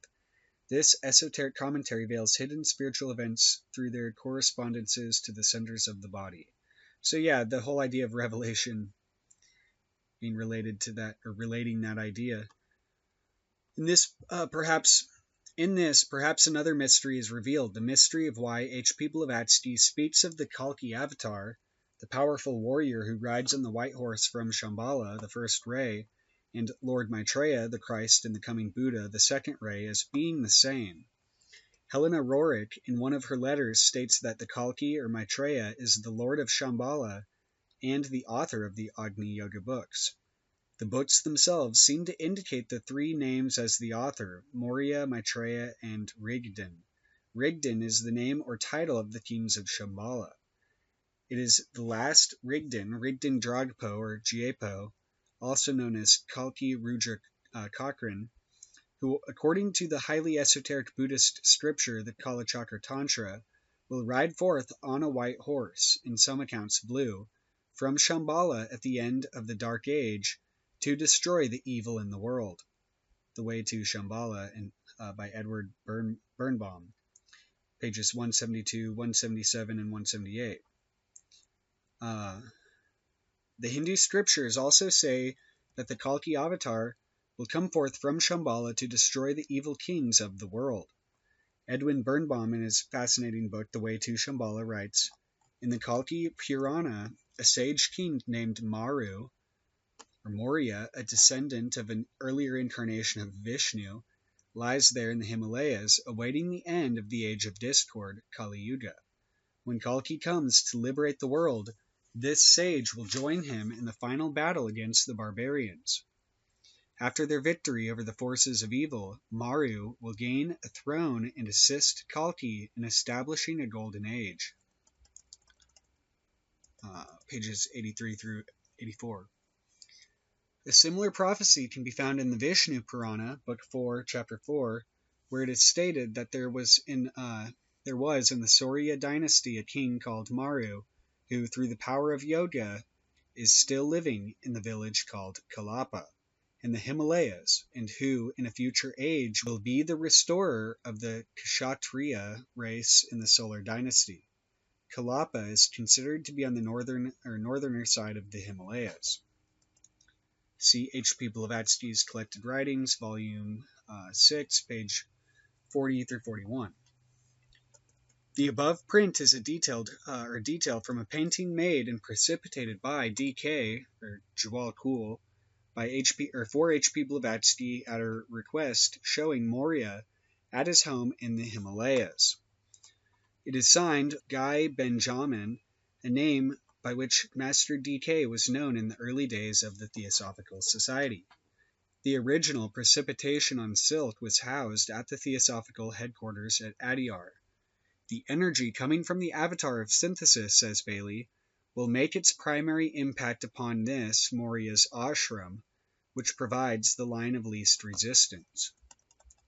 Externalization of the Hierarchy, page 662. St. John the Divine also prophesied the coming of the Avatar in his Book of Revelation. I saw the heavens open, and behold, a white horse. And he that sat upon him is he who makes faith and knowledge true, and in righteous he doth judge and make war. His eyes were as a flame of fire, and on his head were many crowns, and he had a name written that no man knew but he himself. And he was clothed in a vesture dipped in blood, and his name is called the Word of God.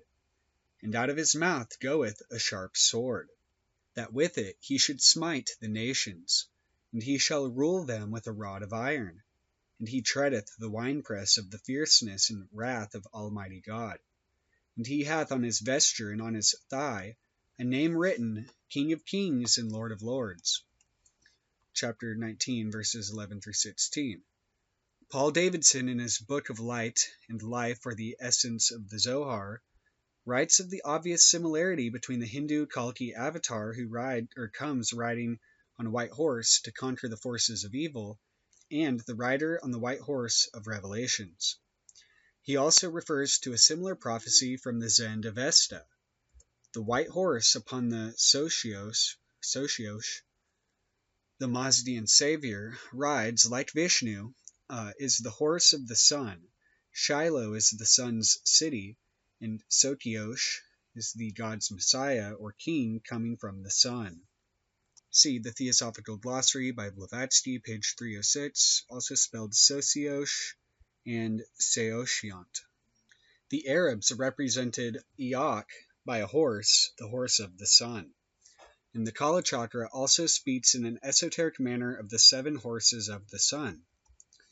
H.P. Blavatsky says Socios is the prototype of the faithful and the true of the Revelation, and the same as Vishnu in the Kalki Avatara. Both are expected to appear as the Savior of the world, seated on a white horse, and followed by a host of spirits or genii, mounted likewise on milk-white steeds. Perhaps this means that the overshadowed lesser avatars in their turn overshadow certain initiates of their ashrams. Bailey states that this may indeed be the case. We might note here that Master Maurya is also depicted riding a white horse. And the root Kalachakra Tantra states, Kalki Rudra, possessed of the great wheel, who by skillful speech and the best of the horse Samadhi will put an end to the barbarian Dharma. The best horse Samadhi may be an esoteric reference to the technique of overshadowing through the power of yogic meditation. The great wheel is often depicted in paintings of the avatar. In that great wordless picture book of the ancient mysteries, the Book of Hermes, or Tarot, The 13th hieroglyph depicts much the same symbolism, except that the wheel has 5 spokes rather than 8. Note that the writer is greeted by the Hierophant, the one who confers initiation into the sacred mysteries, and that the city of light, reminiscent of the New Jerusalem, lies in the forward distance or future. The death and destruction implied here pertains to that which is obstructing the natural currents of evolution. Why is the avatar needed at this time? Alice Bailey answers this question. The separateness of humanity and its selfishness had reached such vast proportions, and its effects were so completely dominated by the forces of evil, that, in response to the massed inchoate demand of humanity, the hierarchy called for spiritual interposition. The endless selfish propaganda in speech or in writing, most of it materialistic, nationalistic, and basically untrue, and wrongly motivated, became such a clamor that it reached to spheres usually impervious to the sounds of earth. The avatar of synthesis was called in to aid. The externalization of the hierarchy, page 648. An ancient Hindu prophecy from the Vishnu Purana states that before the Formless One will appear, wealth will be decreasing day by day until nearly the whole world will be deprived. Property alone will confer rank. Devotion will be given to wealth alone. Passion will be the sole bond between the sexes. Falsehood will be the only successful means of litigation. Women will be merely objects of sensual gratification. The earth will be venerated only for its mineral treasures. When is the silent avatar coming? According to both the Hindu and the Buddhist scriptures, the Kalki avatar will come at the end of the Kali Yuga, the present age of darkness. And the divine author of the Agni Yoga books, reverently called the Teacher, says that we are now fast approaching the end of the Kali Yuga, though, as he also states, the time of this ending really depends to some degree upon humanity. And in Agni Yoga number 307, we read, "The East knows the army of fiery warriors that will arise before the coming of the new era." H. P. Blavatsky also states that we are nearing the end of the Kali Yuga, the Dark Age.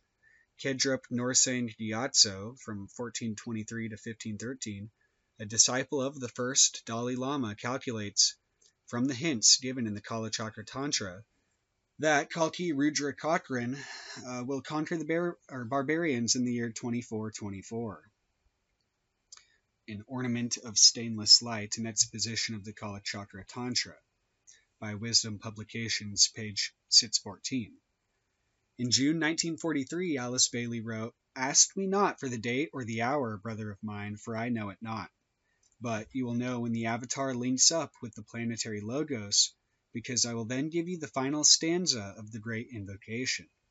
The Rays and Initiations, pages 93 and 95. The final stanza pertains to the great invocation, its present well-known form. This he did in April of 1945. This link between the avatar and the logos marked the first step to his manifestation as the world's savior through the reappearance of the Christ and the externalization of the hierarchy, which is still to come. The externalization of the hierarchy, says Bailey, could begin as early as 2025. According to the Vishnu Purana, the Kalki avatar will re-establish righteousness upon earth. The minds of those who live at the end of the age of strife, Kali Yuga, shall be awakened and shall become translucent like crystal.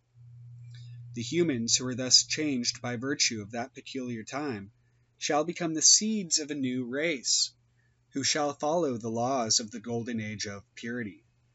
What can we do to prepare for this unprecedented event? Alice Bailey lists 4 things.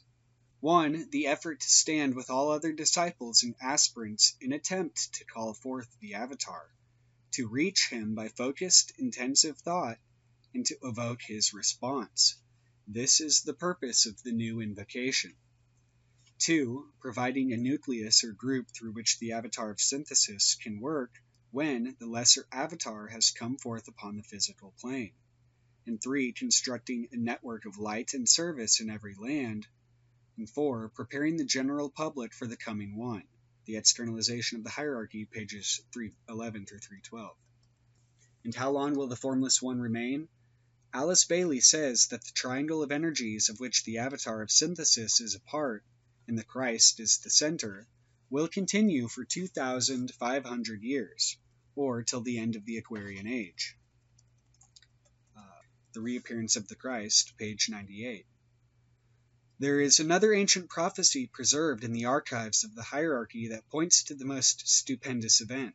When the Avatar has made his appearance, then will the sons of men, who are now the sons of God, withdraw their faces from the shining light, and radiate that light upon the sons of men who know not yet they are the sons of God. Then shall the coming one, the lesser Avatar, appear, his footsteps hastened through the valley of the shadow by the one of an awful power, the Avatar of synthesis, who stands upon the mountaintop, the highest point of the mental plane, breathing out love eternal, light supernal, and peaceful silent will. Then will the sons of men respond. Then will a newer light shine forth into the dismal, weary vale of earth. Then will new life course through the veins of men, and then will their vision compass all the ways of what may be. So peace will come again on earth, but a peace unlike aught known before. Then will the will to good flower forth as understanding, and understanding blossom as goodwill in men. The Reappearance of the Christ, page 95. Up from the pit of Maya back to the portals of gold, from the gloom and darkness back to the splendor of day, rideth the manifested one, the Avatar bearing the shattered cross. Naught can arrest his return, none can impede his path, for he passeth along the upper way, bearing his people with him.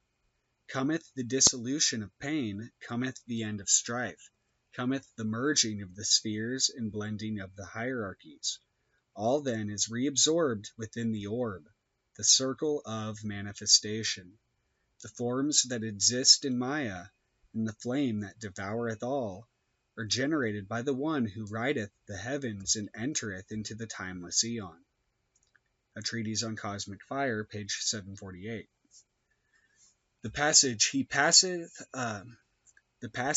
passeth along upper way, bearing his people with him, might be illuminated somewhat by the following prophecy given by Bailey. I may point out, even though it is not possible to give more than a hint, that the force of the cosmic transferer, the coming Avatar, is being called into activity by the transference during the cycle of the next 2,500 years of a special group of highly advanced units of the human and Deva kingdoms, members of the occult hierarchy, to another scheme altogether. A Treatise on Cosmic Fire, page 446. Also included in this one great event is the restoration of the mysteries, the reappearance upon earth of the mysteries of initiation, the initiation of Sanat Kumara, a higher correspondence of our fourth initiation, the Lord of the world, and the transformation of our sphere into a sacred planet. It will be obvious, if you have considered my words carefully, that a great spiritual movement is underway, perhaps the greatest of all time. Om Svaha, come forth, O Mighty One. And so, yeah, that's kind of interesting. I hadn't read it, though someone sent it to me like as a physical copy with a book. But again, this mentionings of the circle is interesting. But anyway, I should go back to this. The iconic image of the witch or wizard with the conical hat and dizzying circumambulations around the cauldron or circle contain the essential key or seed of the idea of creating the mental vortex to allow for condensation and attraction toward physical materialization. The hypnotic trance, as with any tool, has potential for beneficial use or detrimental abuse, depending on its application and the intention or charge being generated. The geometric formulation of the circle with its central point of emanation itself as 360 degrees and 1 equates with the manifestation of the power of the universe. 361 therefore veils the solar symbol of the dot in the circle, which is the basis of the geometry of the ancients who used the point in the circle and its measurements obtained by way of the light of the sun to derive their calculations. And really, again, sits at 6 is the light of the mind. So, again, the mind itself, and then also that invisible light, to derive their calculations. And it is through the evolution of the expanding circle that the tree of life springs into being. Sits at 6, or 666, is also a solar gematria key, which unlocks the gnosis bound into the fibers of the web of manifestation. And no matter how many formulas I may find and give myself, there will always be more I can't find or relay because the sheer magnitude of potential, and I've already accumulated some 50 pages, now it's like 250, of 3 columns of basic words and phrases that enumerate to 666, and have found it is a dense but carefully tuned web of the central information relevant to man's mind, body, and being, and it is being released along with the other 111 through 999, or Kabbalah of 9 chambers, along with 1010, 1111, 1212, and 1313 values, all the way up to pretty much 2020, at the end of Liber 999. The values in between can be extrapolated rather easily through simple deduction. However, it's not the knowledge that is necessarily needed so much as the exercises required to acquire it. In doing this work, I've had very strange dreams and experiences which tie directly into what Kenneth Grant termed perichoresis and tangential tantrums. Entanglements may occur at key vectors in different zones of the space-time matrix. The underlying filing cabinet of human thought is bound up in the directional grid of the 9-celled square, figured as the magic square of Saturn, with the underlying O as the cipher allowing for movement to and through the tunnels of manifestation.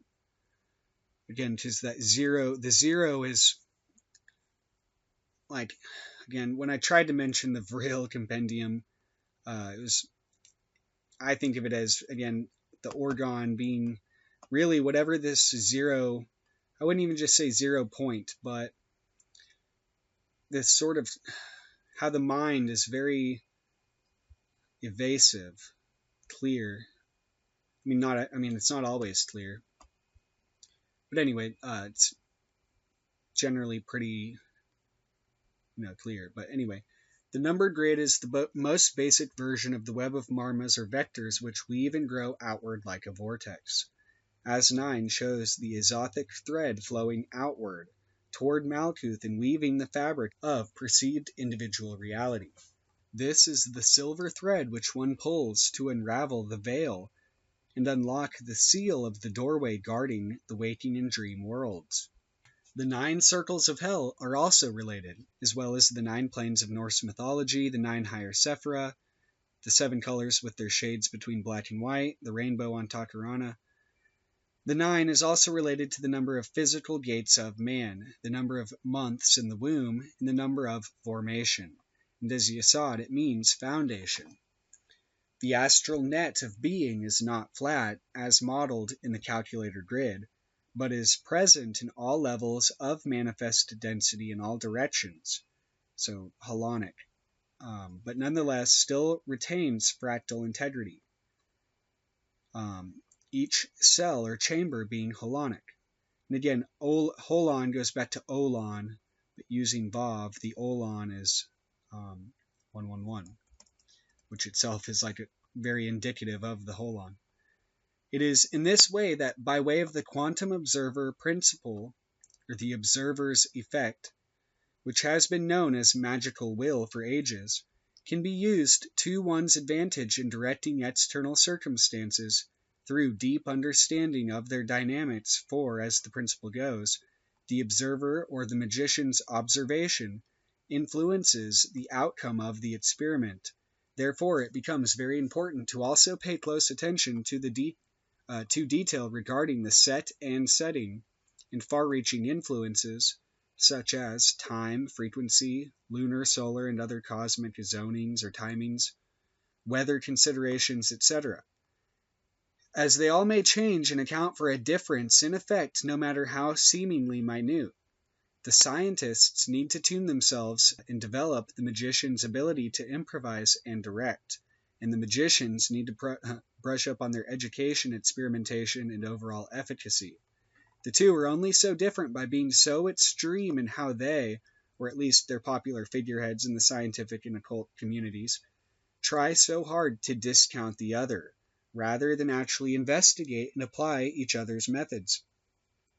Now that I myself have a much better understanding just what they are talking about in some of the more advanced books that focus on actual ceremonial ritual workings, I can better understand and extrapolate not merely the vocabulary, but the actual mechanisms for my own uses. The dark doorway of the beast is that back door of the mind which opens on to the greater sea of our being, beyond the shell of the body and mask of the ego. We guard ourselves from the power on the other side of our reality tunnels, and rightfully so, for we will what we will. And, manifestation follows the mind. Just don't be surprised if in running from the darkness causes it to grow darker instead of illuminating that which is occulted, so as to bring out its positive nature, or at least banish the dimness. The entire question of the soul and whether it does or doesn't, can or can't exist, is entirely relevant upon whether the great question is even being asked. Therefore, if you have the ability to conceive of it, then why not? The light of Lux and the darkness of Nox are ancient formulas for matter and antimatter, manifestation and the unmanifest, consciousness and un- or subconsciousness, that which isn't immediately perceivable, or that which is just, again, like outside of the present moment. And their existence is dependent upon the observer, or magician, or scientist in question. The reason the vampire is not reflected in the mirror is because he has no personal life force, again, the Qliphoth, generating from his soul. And like a zombie, he is a Qliphothic shell parasitizing, or in some cases, giving animation to those who do. Or not animation, but background or projection. And again, like a lot of people can consider like aliens or whatever, that these things that apparently seem to pop in and out. They can, the general idea is to consider them Qliphothic, but in some cases they may be pure consciousness, whereas some people may be the opposite, like Qliphothic shells. So I don't know, it's just funny. The mirror is illuminated by the one looking into it, and so too is the mirror of matter itself illuminated by the one, or really the O, the eye of the light body looking into and through it. So, actually I mentioned the dark doorway of the beast and how it's 777, but there's a chapter 14 of Dark Doorway of the Beast called that, and I should probably just read it since it's the central focus of this blog, or was the impetus for it. It says, as the source of all life, all mystery, all religion, all thought, all ideas, the dark doorway of the beast is the singularly most fundamental concept to understanding in the entire universe. Doth, the dark doorway of the beast, has a unique position on the tree of life, and has none of the attributes of its companion Sephiroth. Sometimes referred to as the Sephira that is not a Sephira, it has been considered as existing upon a different plane or dimension to the others.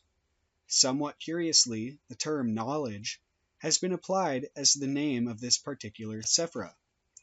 It is often said that Doth is the place at which force takes on form, where pure energy begins to don the cloak that eventually reveals the contours of the image. But this in itself is also a little misleading. It is a far more accurate analysis to conclude that Doth is the precipitation point of abstract forms. Note, however, the attribution of the terminology abstract in this connection. For actual images do not achieve solidity above the zone of the Sephira Had on the Tree of Life. Knowledge seems to be an odd choice of title for this Sephira. In Liber 474, or Os Abysmi, Aleister Crowley instructs 1. This book is the gate of the secret of the universe. 2. Let the exempt adept procure the Prolegomena of Kant and study it, paying special attention to the Antinomies. 3. Also Hume's doctrine of causality and his enquiry. 4. Also Herbert Spencer's discussion of the three theories of the universe in his First Principles, Part 1. Also Huxley's essays on Hume and Berkeley. 6. Also, etc., etc., etc. The whole essence of Liber Os Abysmi, or Liber 474, is to exhort the seeker to stuff his brains with vast tracts of intellectual information from a multiplicity of sources. It then goes on to say, 10. Now let him consider special problems, such as the origin of the world, the origin of evil, infinity, the absolute, the ego and the non-ego, free will and destiny, and such others as may attract him. 11. Let him subtly and exactly demonstrate the fallacies of every known solution, and let him seek a true solution by his right ingenium. 12. In all this let him be guided only by clear reason, and let him forcibly suppress all other qualities such as intuition, aspiration, emotion, and the like, etc., etc. Which of course is impossible to achieve. It is only when attempting to perform such feats in the absence of intuition, emotion, in the methods of magical science, that the dawning horror that intellectualization is useless suddenly gets a firm grip upon the aspirant. There seems to be some subtle joke at play here, for although Liber Os Abysmi is quite useful in overcoming the mythos of intellectual sovereignty, and while the term knowledge in the esoteric sense is fully understood, it seems to still not satisfy the intuitional sensation that there is much more beyond the accepted textbook definition. Perhaps this is why the term the false Sephira is chosen as another term applicable to Thoth. The knowledge spoken of is not in fact data and information, but a more subtle intuitive awareness. Knowledge, as used in the biblical sense, may give a better apprehension of the situation.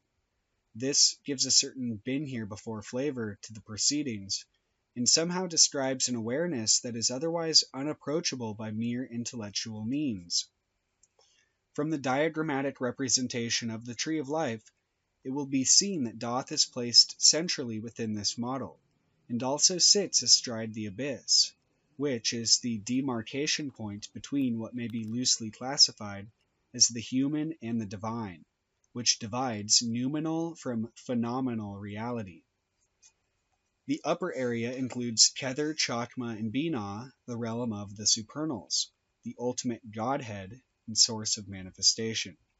It is not altogether surprising when noticing its placement at the abyss, between the upper and lower aspect of the Tree of Life, to discover that the magical image of Thoth is that of a head with two faces. Janus, the double-headed Roman god of gateways and entrances. His temple was a double door, which was kept locked in peacetime and opened in times of war. Ovid alluded to him as the chaotic deity, who presided over everything that could be shut and opened, and to be the guardian of heaven, an apt symbol of the gateway between heaven and hell, between order and chaos. Looking in opposite directions. Referring to Appendix 1, it can be seen that when the caduceus is placed to the Tree of Life, the serpent's heads are found to conjoin at Thoth.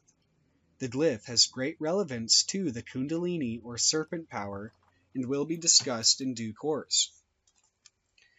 There are immense differences in descriptions of Thoth propounded by those who claim direct experience of contact with this or with the Sephira. Perhaps this is due to its precarious position between force and form, human and divine. The most difficult concepts to grasp and analyze are those whose domain is such an abstract realm as Thoth. Without a belief system, it is necessary to accrue facts in order to obtain an understanding of anything. Where abstract concepts are concerned, fact is not an easily assimilable quantity. The best method under such inexact circumstances is to input as much diverse symbolism into the mind as possible, and then begin to sort the wheat from the chaff spontaneously and intuitionally. No other sephra retains as much mystique as doth. Perhaps it is the darkness, pregnant with uncertainty, that broods upon fascination. The darkness, in creating indeterminacy, always anticipates sublime ecstasy or unparalleled horror, but never gives a suggestion as to which of the two will eventually emerge.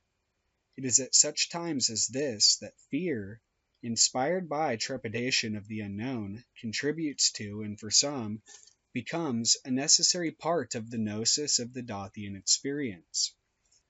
For without the anxiety and fear, there is no emotion, and it is the latter that becomes the creator of the experience of unparalleled proportions. A particularly apt symbol of Thoth as the communication between heaven and earth, uniting man and divinity, is that of the bridge, the link between heaven and earth that spans the divide of the abyss. Traditionally, such a bridge between this world and the next is symbolized by the rainbow. Often the rainbow and the snake are synonymous symbols. Such alternative identities may be found in Iran, Brittany, Australia, Africa, North and South America, and India. The interchangeability of this symbolism will become apparent in due course. In the Scandinavian mythos, we see that the rainbow bridge as the route of entry of the gods into Valhalla at Ragnarok, transcribed as the door or twilight of the gods. At the same time, there is a certain sense of spacelessness and indeterminacy in the concept of the narrow bridge spanning the immense gulf of the abyss. Such attempts at inspiring emotional understanding may also be reinforced by an intellectual appreciation of another cognate glyph used by Kabbalists in their trafficking with Thoth, that of the empty room. Also, the cave is symbolic of the underworld and is also the place of initiation. The entrance to the cave was more often than not some labyrinthine passage guarded by a monster of some description. Note particularly Cerberus, the many-headed dog. Note the multi-limbed non-linear form and relevance to Thoth as mentioned in the chapter on schizophrenia, past, present, and future, who guarded the passage to hell. There is the classical myth of the Minotaur and also She, the spider, who dwelt in the cave in Tolkien's epic mythos, The Lord of the Rings, to name but two. This latter correspondence brings us to the spider as the weaver of the web of illusion, that, like so many world creators, weaves the form with nothing except its own substance.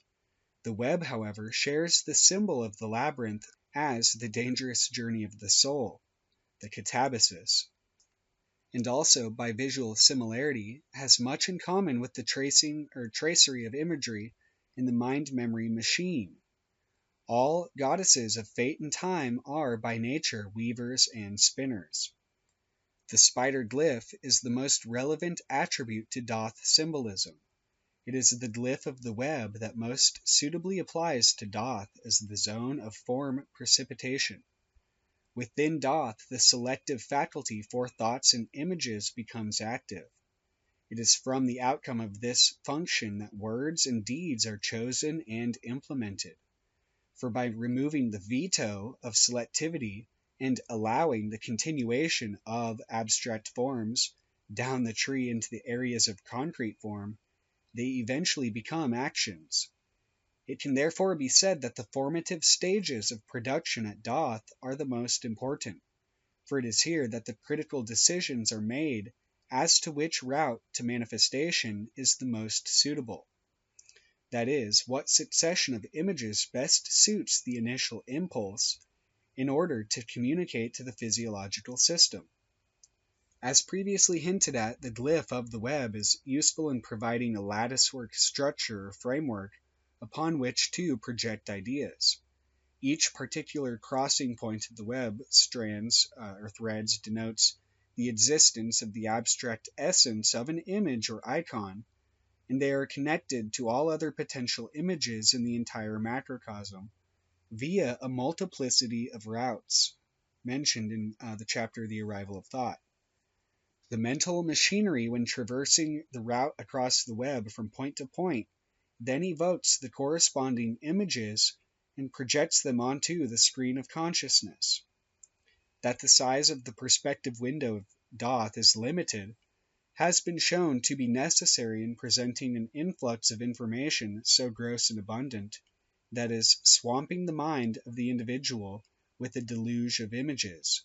It would inevitably lead to an overload of the mental circuitry. Thoth therefore appears to contain that faculty of the selective process that decides which route is the most appropriate to contemporary needs.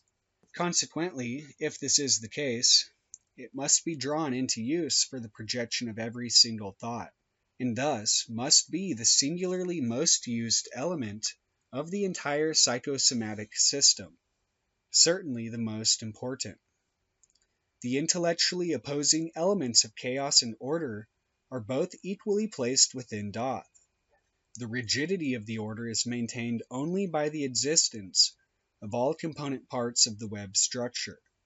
Stability is maintained by continual revolution and change, and chaos is only apparent if perspective ignores relevant features.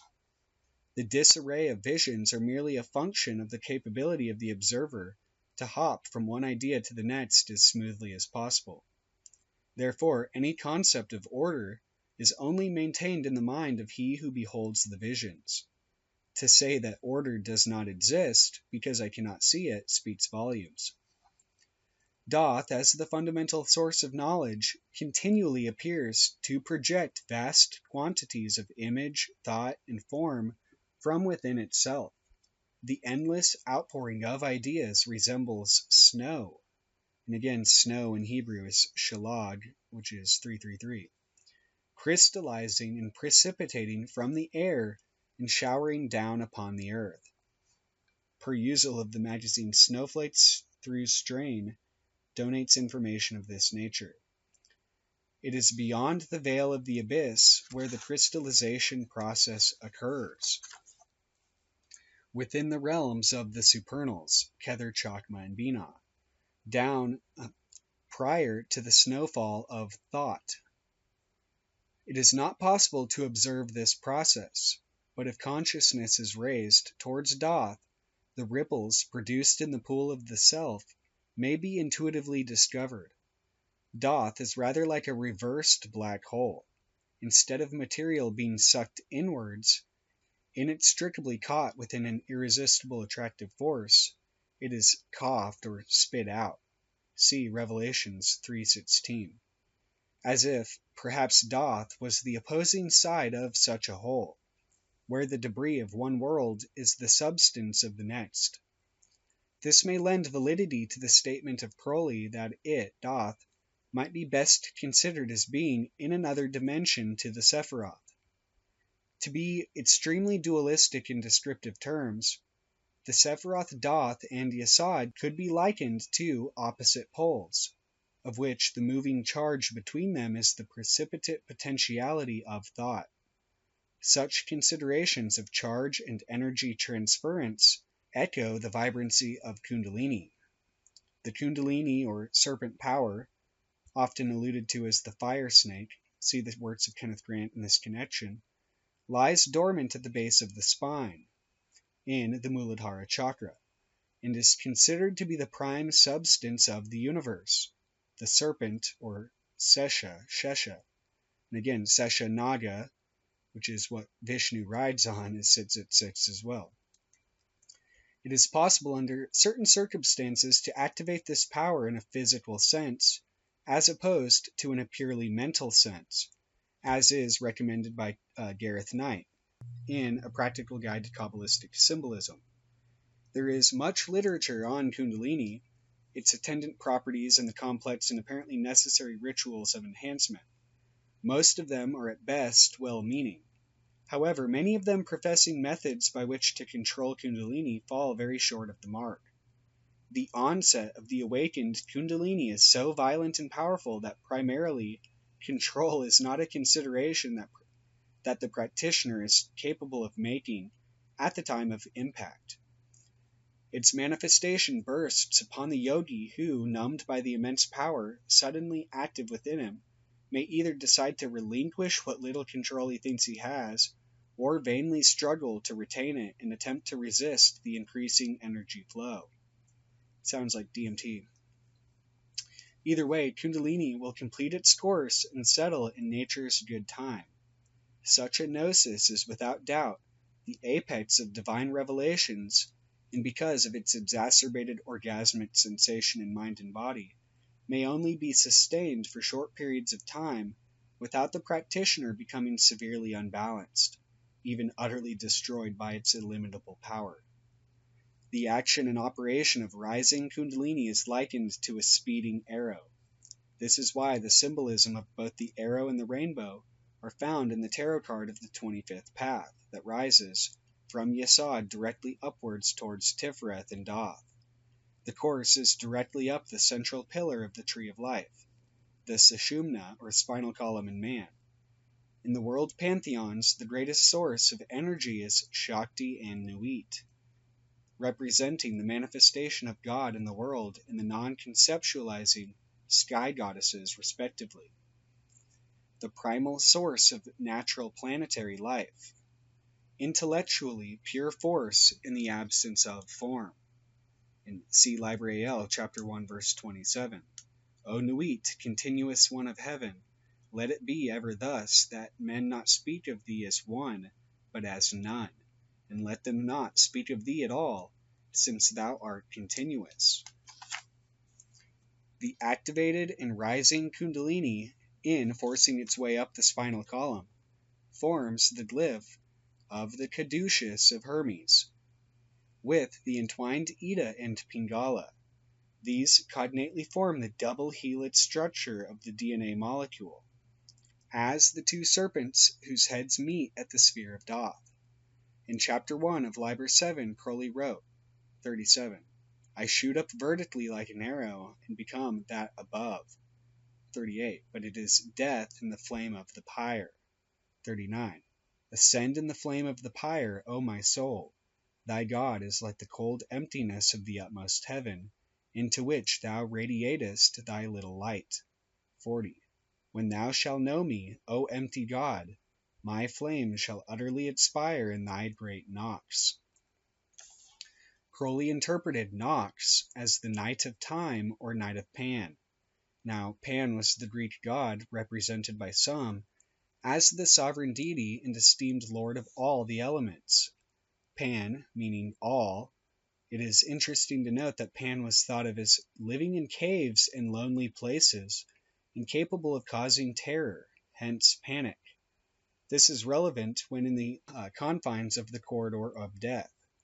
Also, refer this to the relevance of the darkness of Doth and its location above the immensity of the abyss. So the expression may be interpreted as the night of all. This is in fact most apt.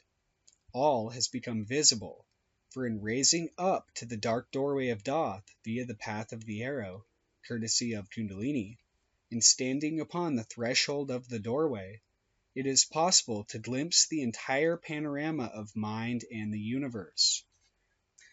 Due to the shift in the perspective datum, the vision of this allness is so devastating that an overload in the capacity for vision, enhanced to an extreme by the vision of cosmic mind, produces a blackness from which no element may emerge.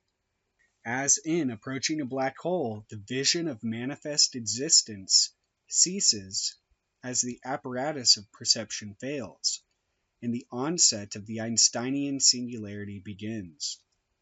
And that just reminds me of how 777 is both mental universes and manasic indrajalas, which are like two forms of the same idea, or just really, again, a mental web, the web of the mind. The consequent diminishment of a succession of visible events heralds the beginning of the end of time.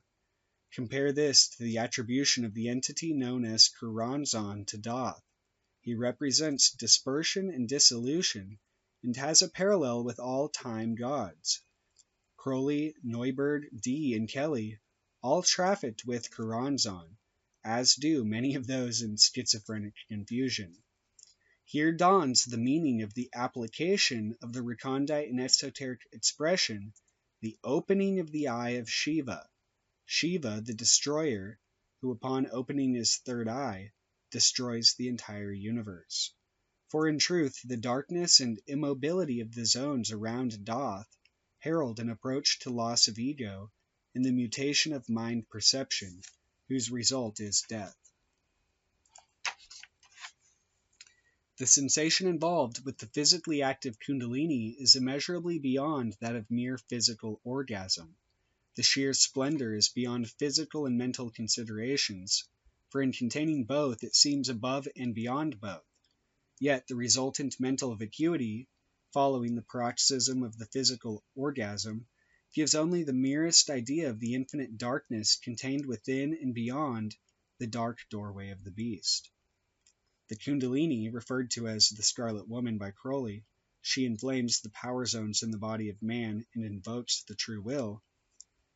That is shadowed from Kundalini or Shakti and Nuit, is inextricably woven into our dualist systems, with its corresponding polar counterpart, Shakti and Shiva, Nuit and Hadit, and Hadit is the thelemic attribute, although Jeb may be found in this connection in the ancient Egyptian texts, as held as the popular balance.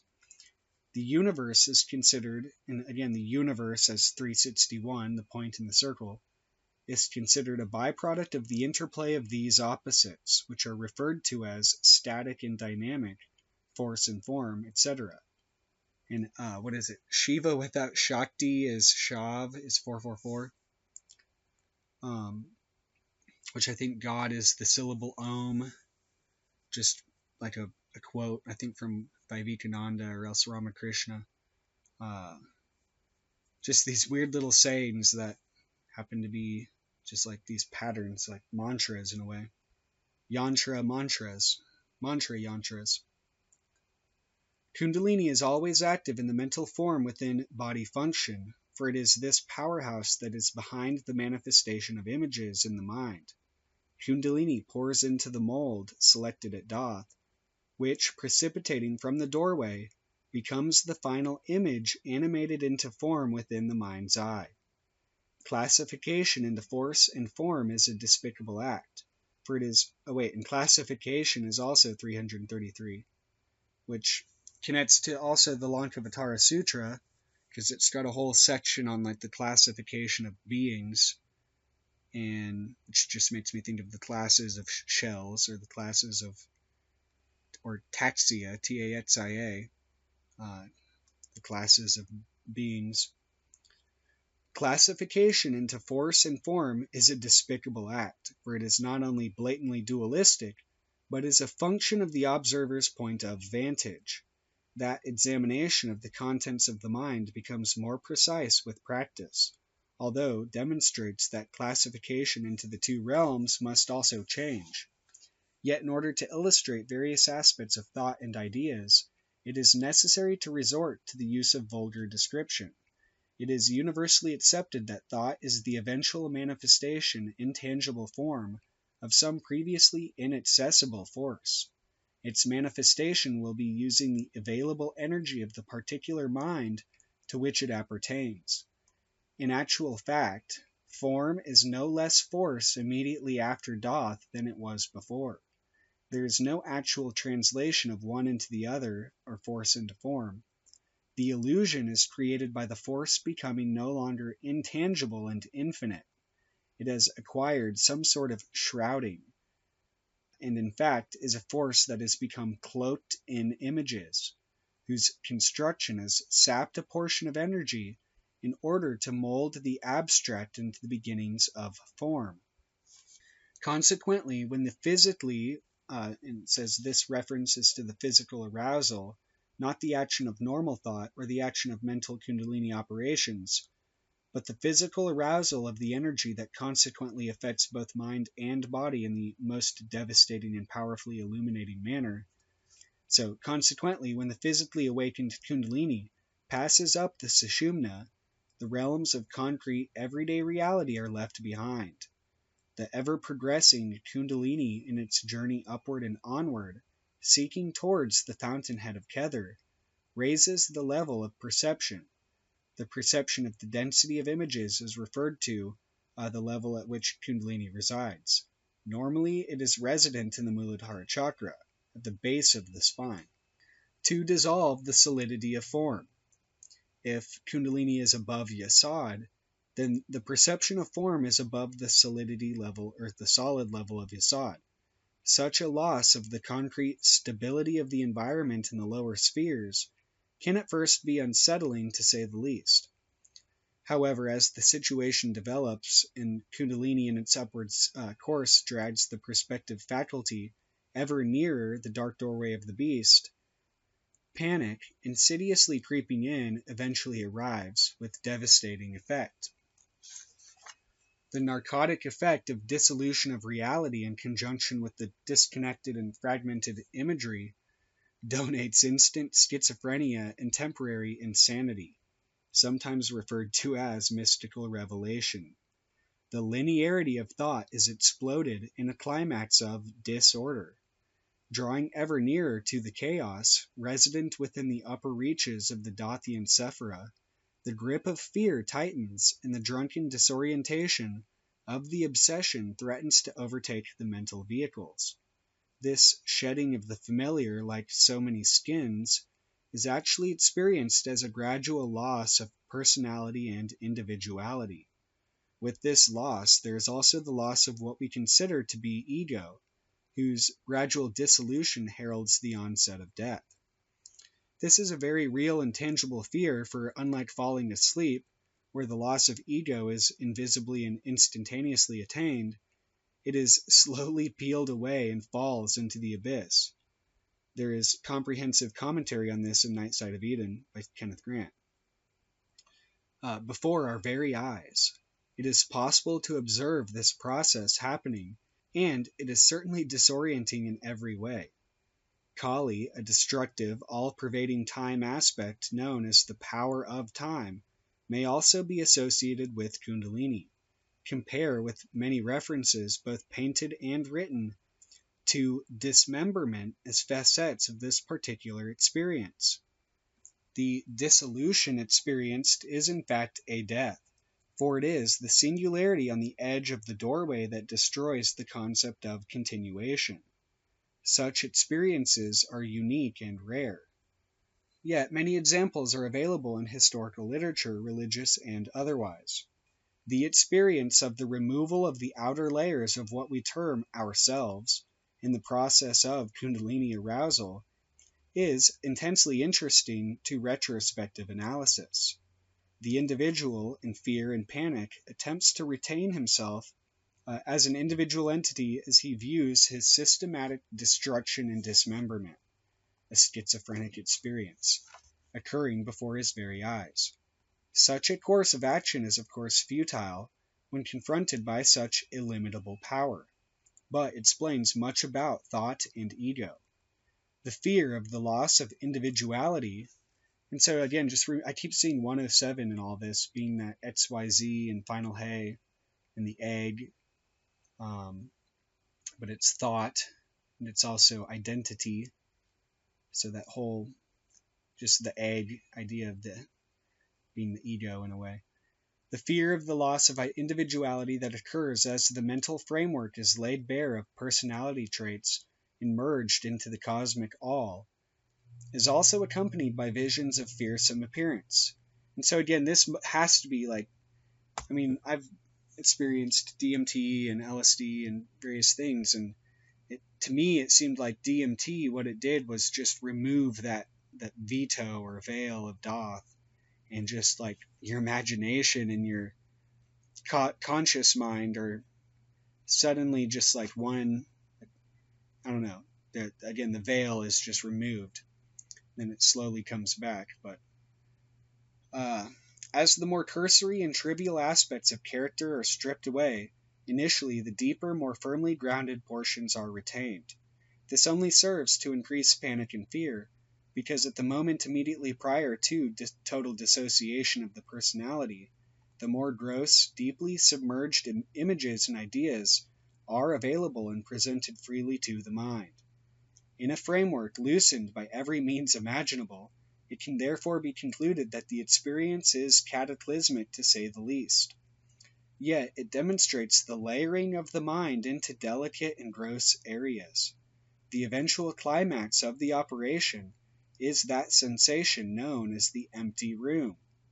The route leading to such a culmination may teach much on the layering of mind activity to retrospective analysis. This is the ultimate merging of the individual perception with the all of cosmic mind. The state is one bereft of images and replete with ecstasy. So again, like shikantaza. Rather than being frozen in suspended animation, there is no concept of the passage of time. It is not possible to even formulate the often quoted I am associated with this experience, for mental activity is non-existent. There is a sensation purely of being, where lack of distinctive progression has put the ecstatic yogin in a state beyond time. So again, yogin is 793, which is that whole, again, the 9 times 9 times 9, or 9 cubed in time, or 8 by 8. Again, the reference is to Puranzan and Dakshina Kalika. All perceptive gnosis of necessity is routed through Doth. The more powerful of these divine experiences are usually associated with being in closer proximity to the Sephira itself.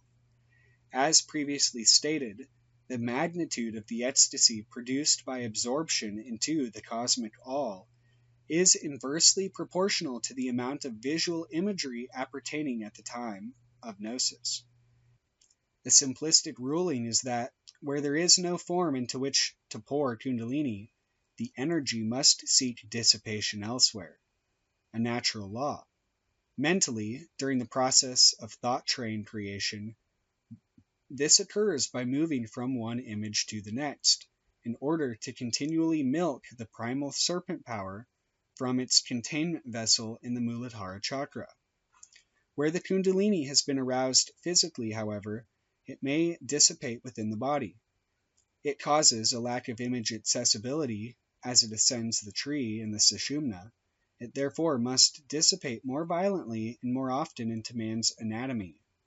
The result of this is the creation of emotion and energy as infinite bliss, Ananda, generated by the impacting Kundalini.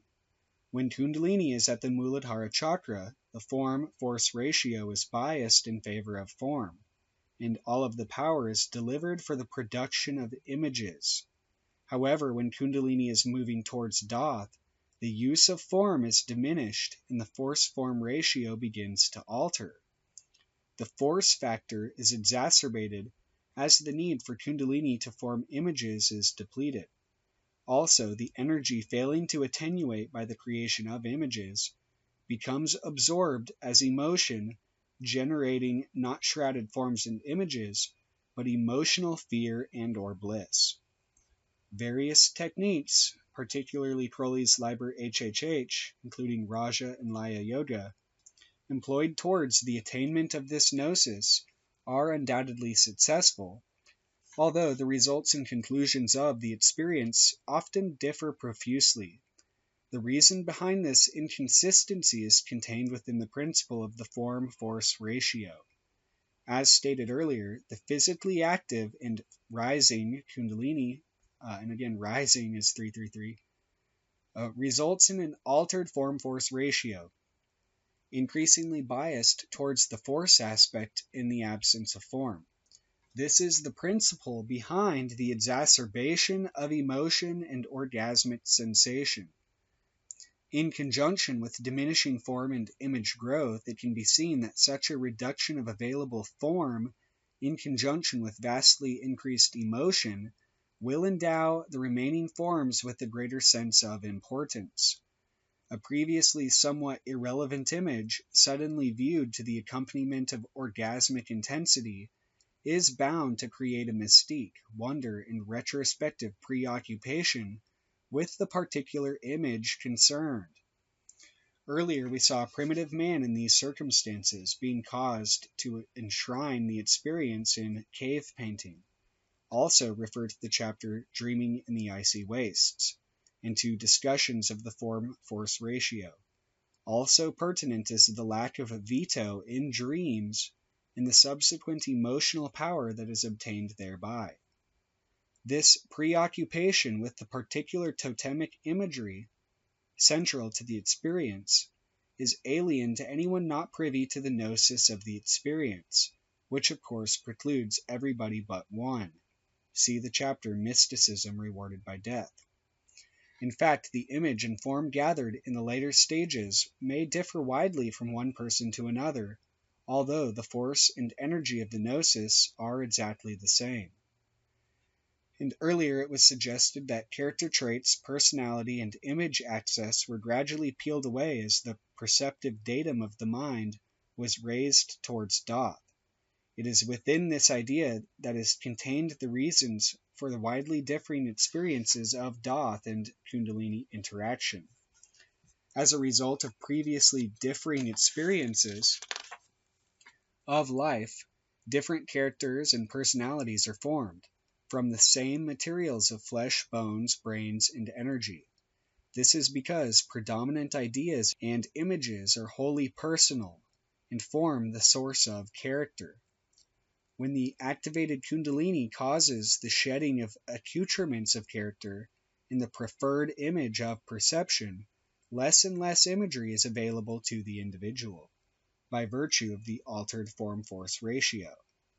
Therefore, the remaining imagery is the root preference, the strongest part of his belief system or his most powerfully preferred images and ideas, of visual stimulation for the individual.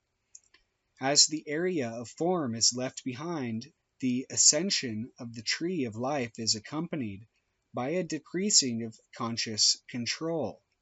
Hence, the observer in wonderment is left to grasp at what he may from the rapidly depleting storehouse of his images. The intense emotionality occurring at this time seemingly reinforces the sense of truth and reality, as the less well-formulated ideas are more easily lost to perception than those ingrained deeply by constant repeated reference and access. Primarily, the aspirant is disturbed emotionally by the apparent loss of individuality, and secondly, his more well-known, more often used imagery, the most gross, being the last tenuous thread available to his mind before his awareness expires, is the final image presented at the peak of his experience, prior to absorption in the zone that exists beyond time. So, the intense emotionality of the experience brings a visual result, colored to a certain extent by the most dominantly agreeable visual imagery to the individual. Consequently, the same experience is found, described in many different forms, all inherently the same experience, yet visually determined by the previous saturation of the individual with a particular system of imagery, whether Christian, pagan, Hindu, etc. This serves only to reassert the belief of the individual in the reality of the iconographic components of his system above all others. Descriptions of such experiences inevitably create difficulties when analyzing results, as they are biased in favor of one interpretation, which is rigidly adhered to as the ultimate reality by the individual concerned. The book 777 was evolved in order to demonstrate the fact that it is not the appearance of forms that is of primary importance, but the energy that indwells the experience. The essence of abstract and surreal concepts begins to operate with a more profound meaning under such circumstances, for the essence of their concept is to provide very basic images, without subsequent corruption via the prismatic coloration of a singular individual. In realizing ultimately that all mystical experience is truly the same, and that the elements of perception are merely aids to understanding, it is not possible to seek to the epicenter of understanding. The location of this center is at Thoth, for it is here that knowledge and understanding are given a position in the mind scheme.